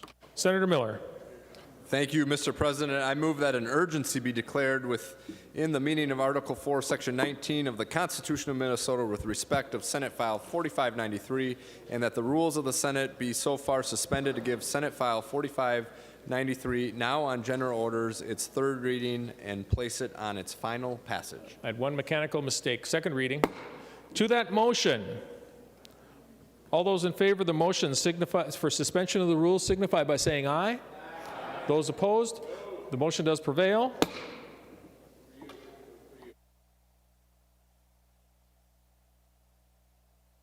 Secretary will give the bill its third reading. Senate File Number 4593, a bill of an act relating to legislative enactments. Third reading. Further discussion?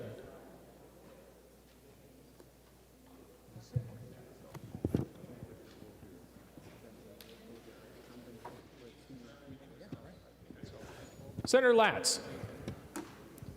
Mr. President, this is truly a technical bill. It's nonpartisan. It's just cleaning up little clerical errors that were found in bills that have already been passed this legislative session. I encourage a green vote. Feel free to take a little time. We have a technical problem up here. Senator Johnson. Thank you, Mr. President. I want to make a motion for reconsideration of third reading. Reconsideration of third reading? Correct. Senator Johnson moves to reconsider third reading. All those in favor of the reconsideration motion signify by saying aye. Aye. Those opposed? The motion does prevail. Senator Johnson. Thank you, Mr. President. I'm sorry, as you were moving along there, we should have stopped you a little bit earlier. We do have the A50 Amendment. The Secretary will report the A50 Amendment. Senator Johnson moves to amend Senate File Number 4593 as follows. Page 1 after line 5. Insert, this is the A50 Amendment. To the A50 Amendment, Senator Johnson.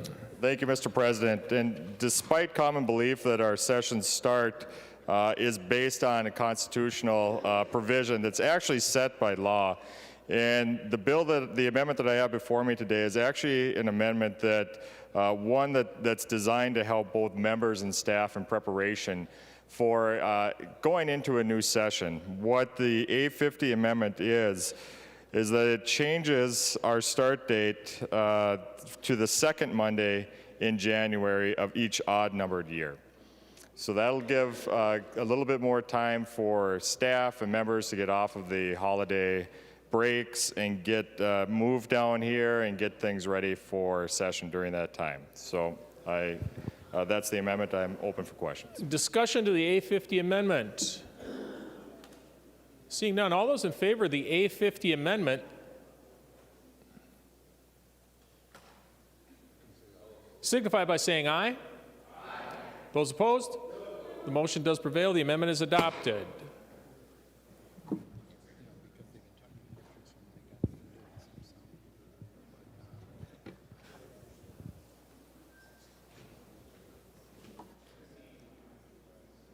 Senator Latz.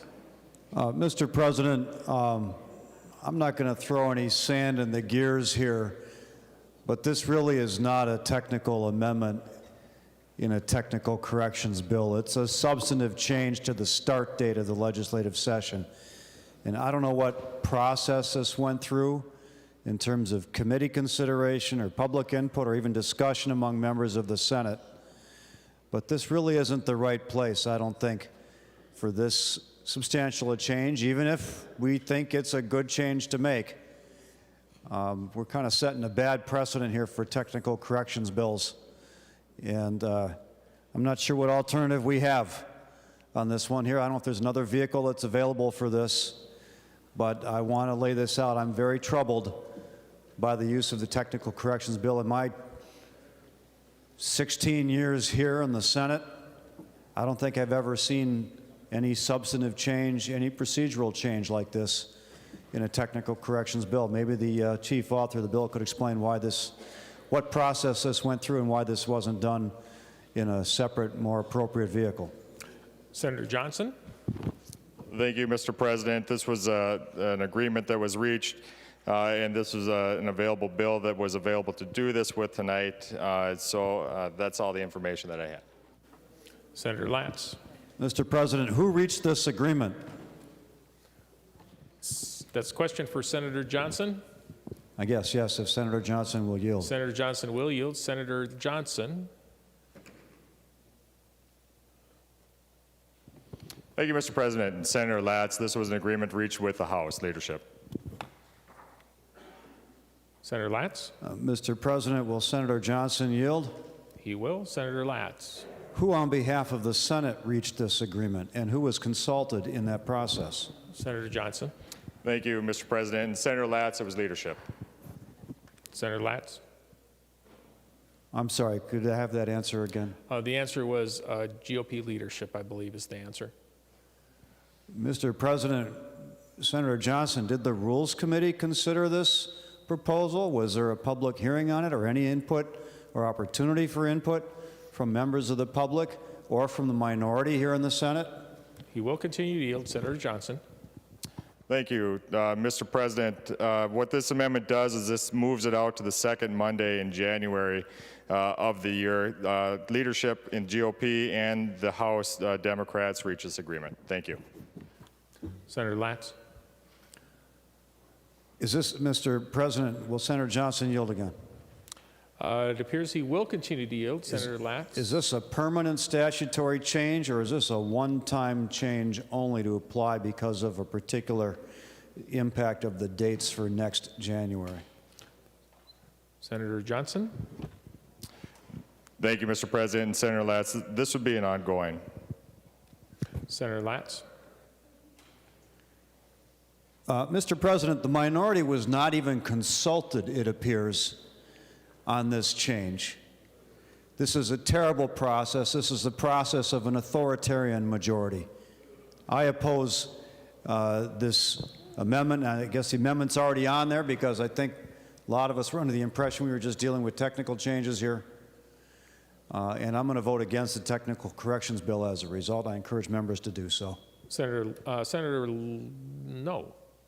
Miller? No? Okay.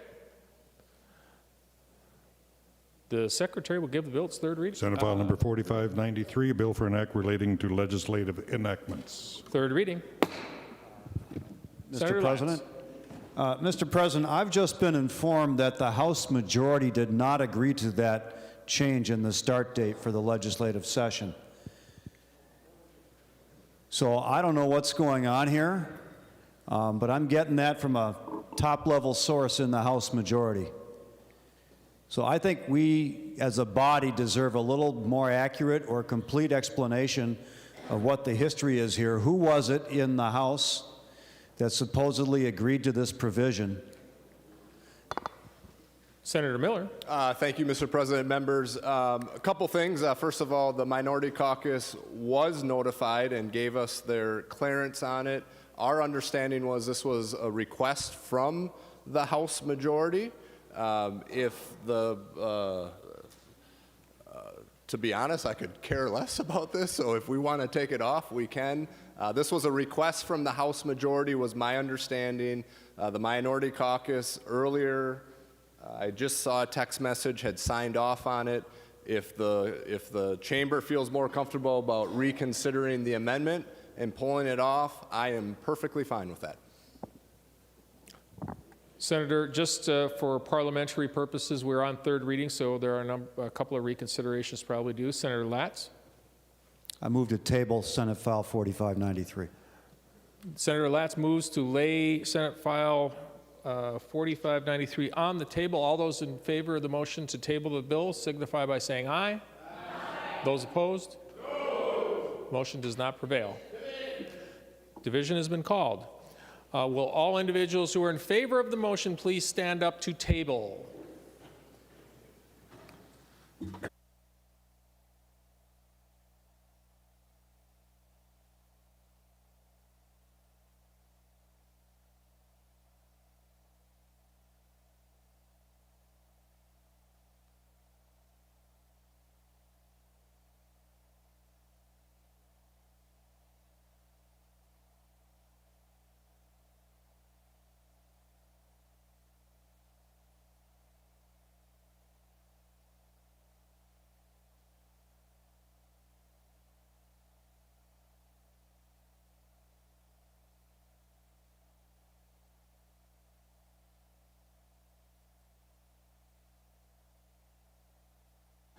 You may be seated. Those against the motion to table.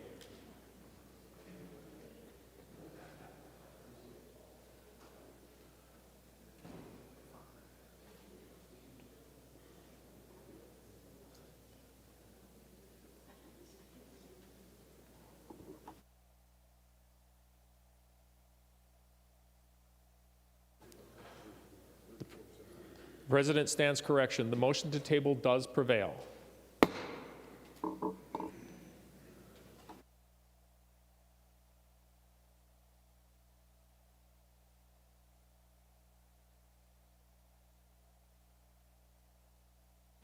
Senator Miller.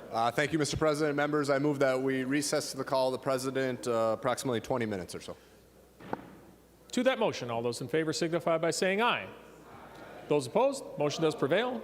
The Senate is in recess.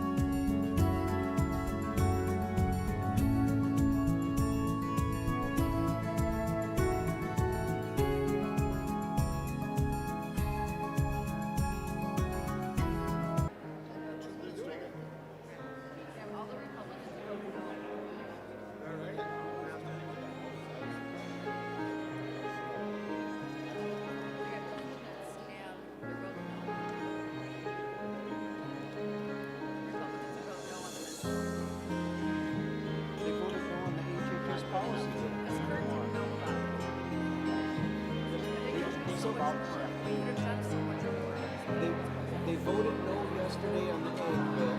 They voted no on the ag bill yesterday. They voted no on the HHS policy bill, and now they vote no on the mental health bill.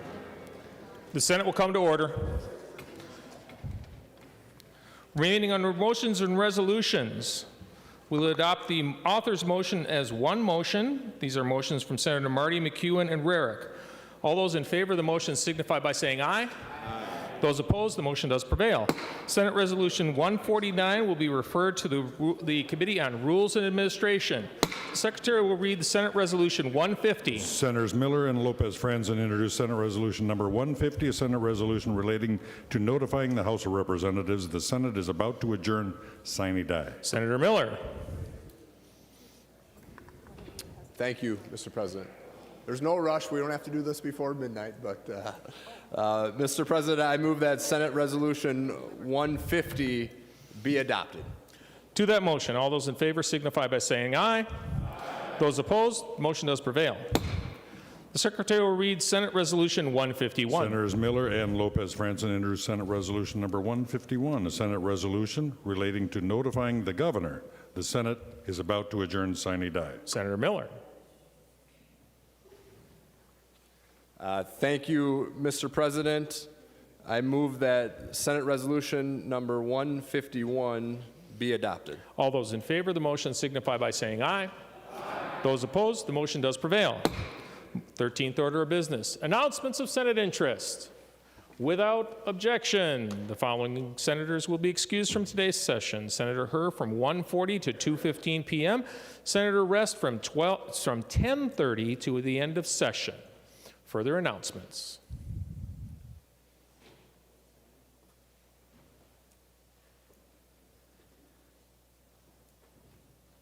Senator Lopez Franzen. Thank you, Mr. President, and thank you, members, for your hard work. All these months that we've been in session, they're not in vain. We're here to work for Minnesotans. We're here to serve the people of our state, however young they are, however old they are. And we'll keep doing that until the very end. That is the essence of public service, bringing those voices to the floor, bringing those voices to committee. But unfortunately, I am extremely disappointed with the outcome of this legislative session, which it's even more personal as it will be my last. And I would have liked to go out with a bang, with something to say that we did as a session, as a legislative body with the House, with our colleagues in the Republican Party on both caucuses, and with the governor. And we're going home not just empty-handed, but the main crux of this is that we can agree, but we won't. We can't figure out how to compromise, and that really hurts our state. And that is what I will continue to fight for, whether it's in this chamber or outside of it.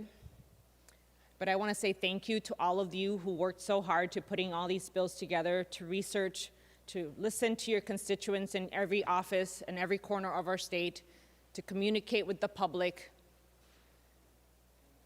to bring voices to the table, and everyone who runs this place, the sergeants, everyone who keeps us safe, our troopers and our officers, each and every one of you who is here today and those who are watching or will watch this later.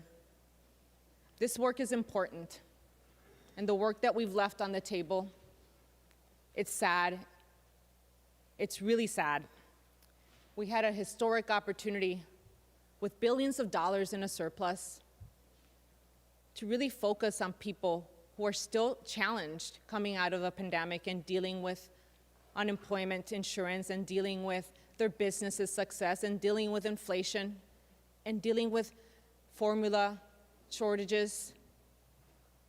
People are hurting in every corner of our state, and we just told them, wait till next year. And that is simply unacceptable. Regardless of party lines, that is unacceptable.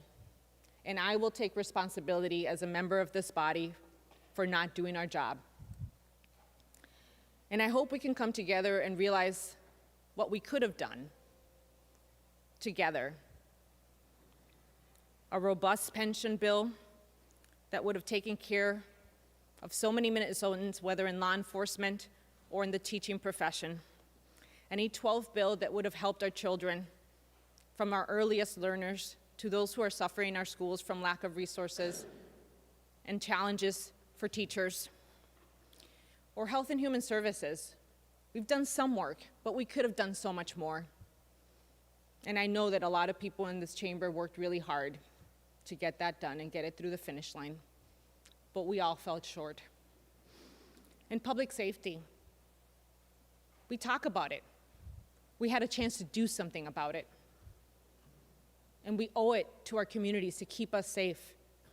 And we are making our communities unsafe by leaving bills on the table, by not providing the resources our communities need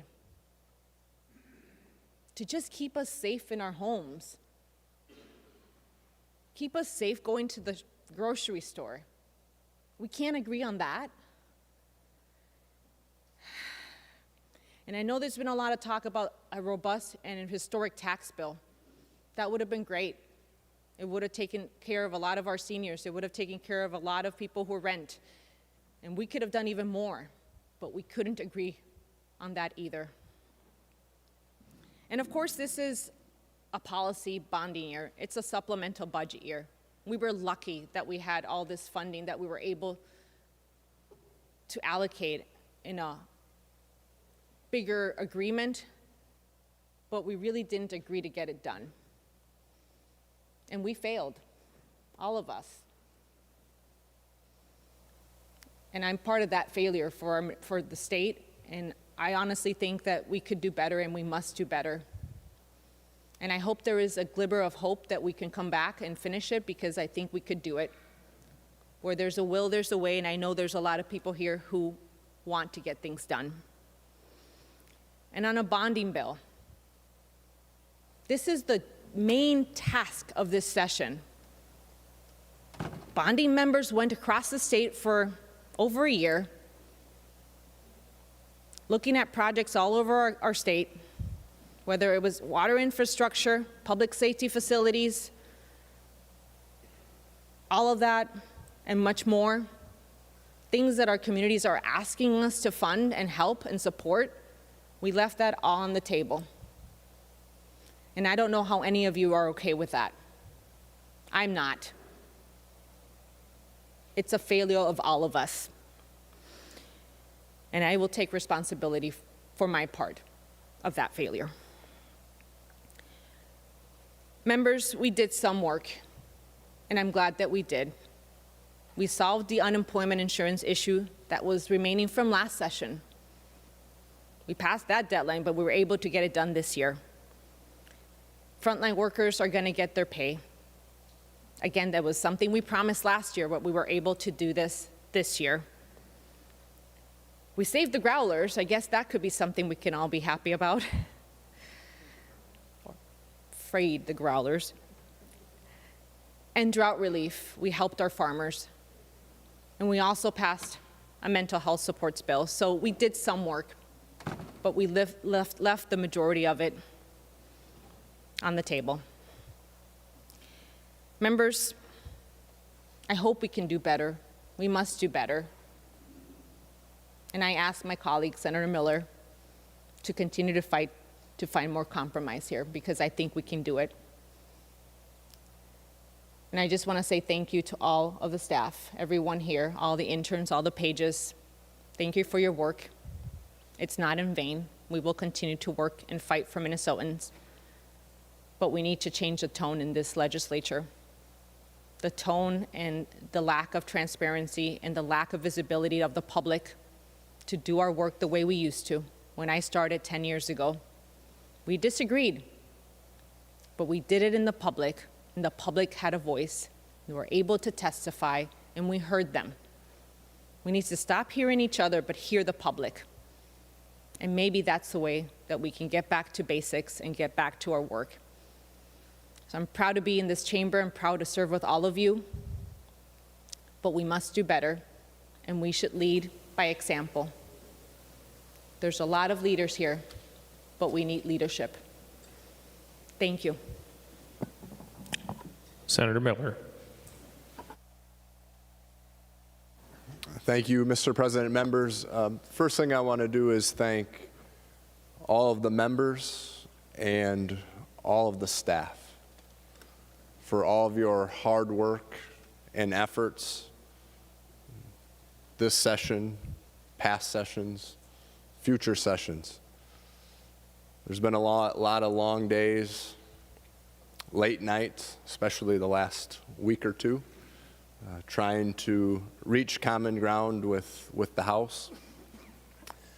And the efforts don't go unnoticed, especially the people around the chamber.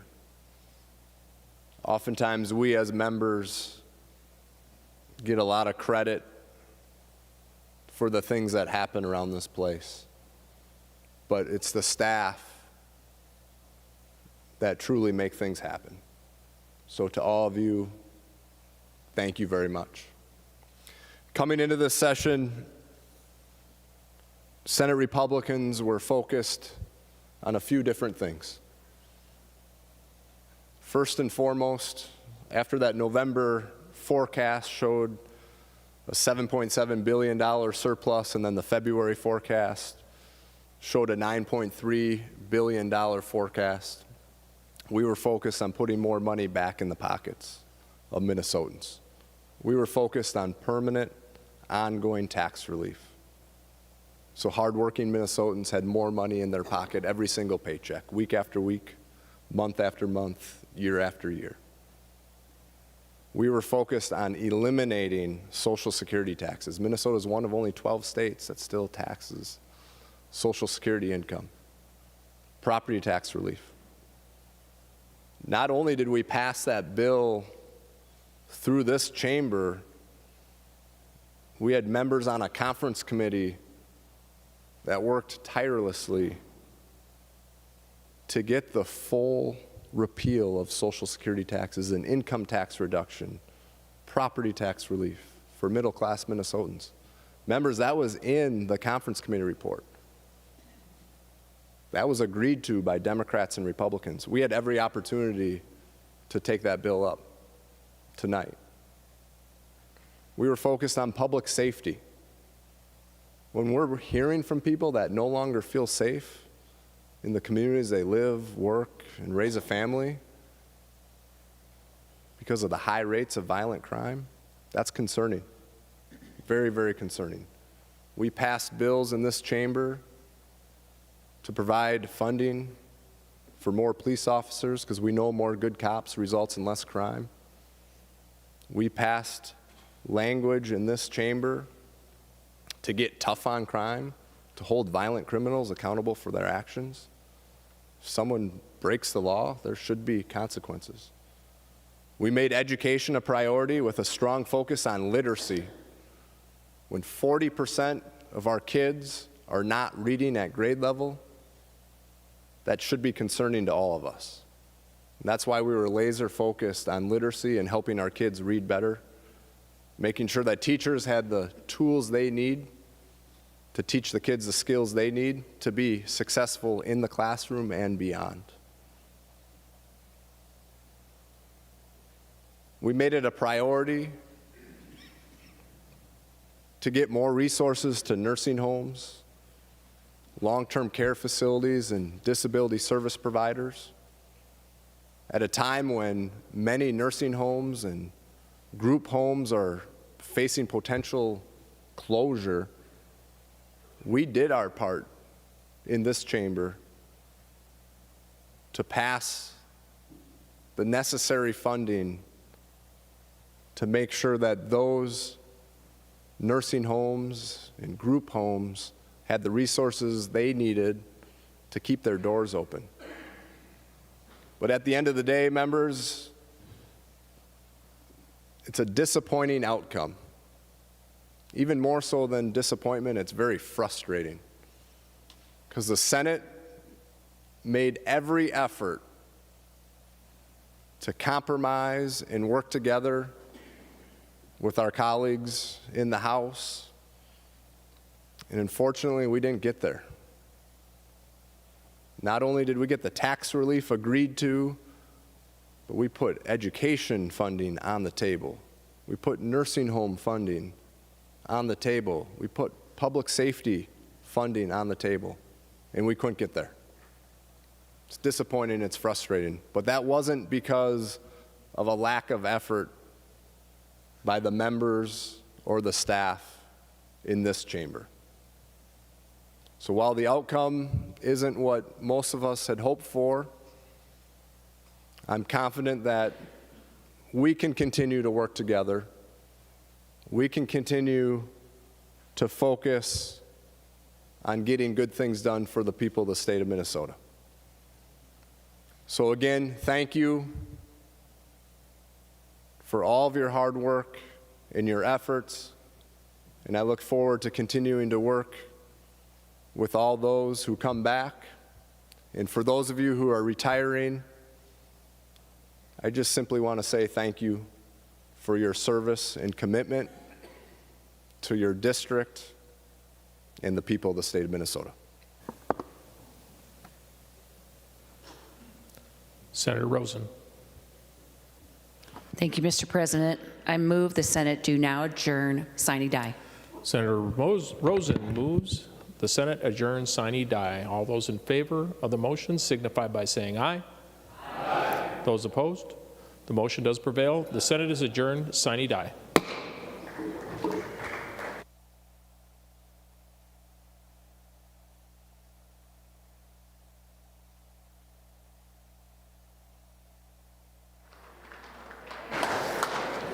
Members, just as a reminder, we will be coming back in at 9 o'clock tomorrow morning to listen to 22 speeches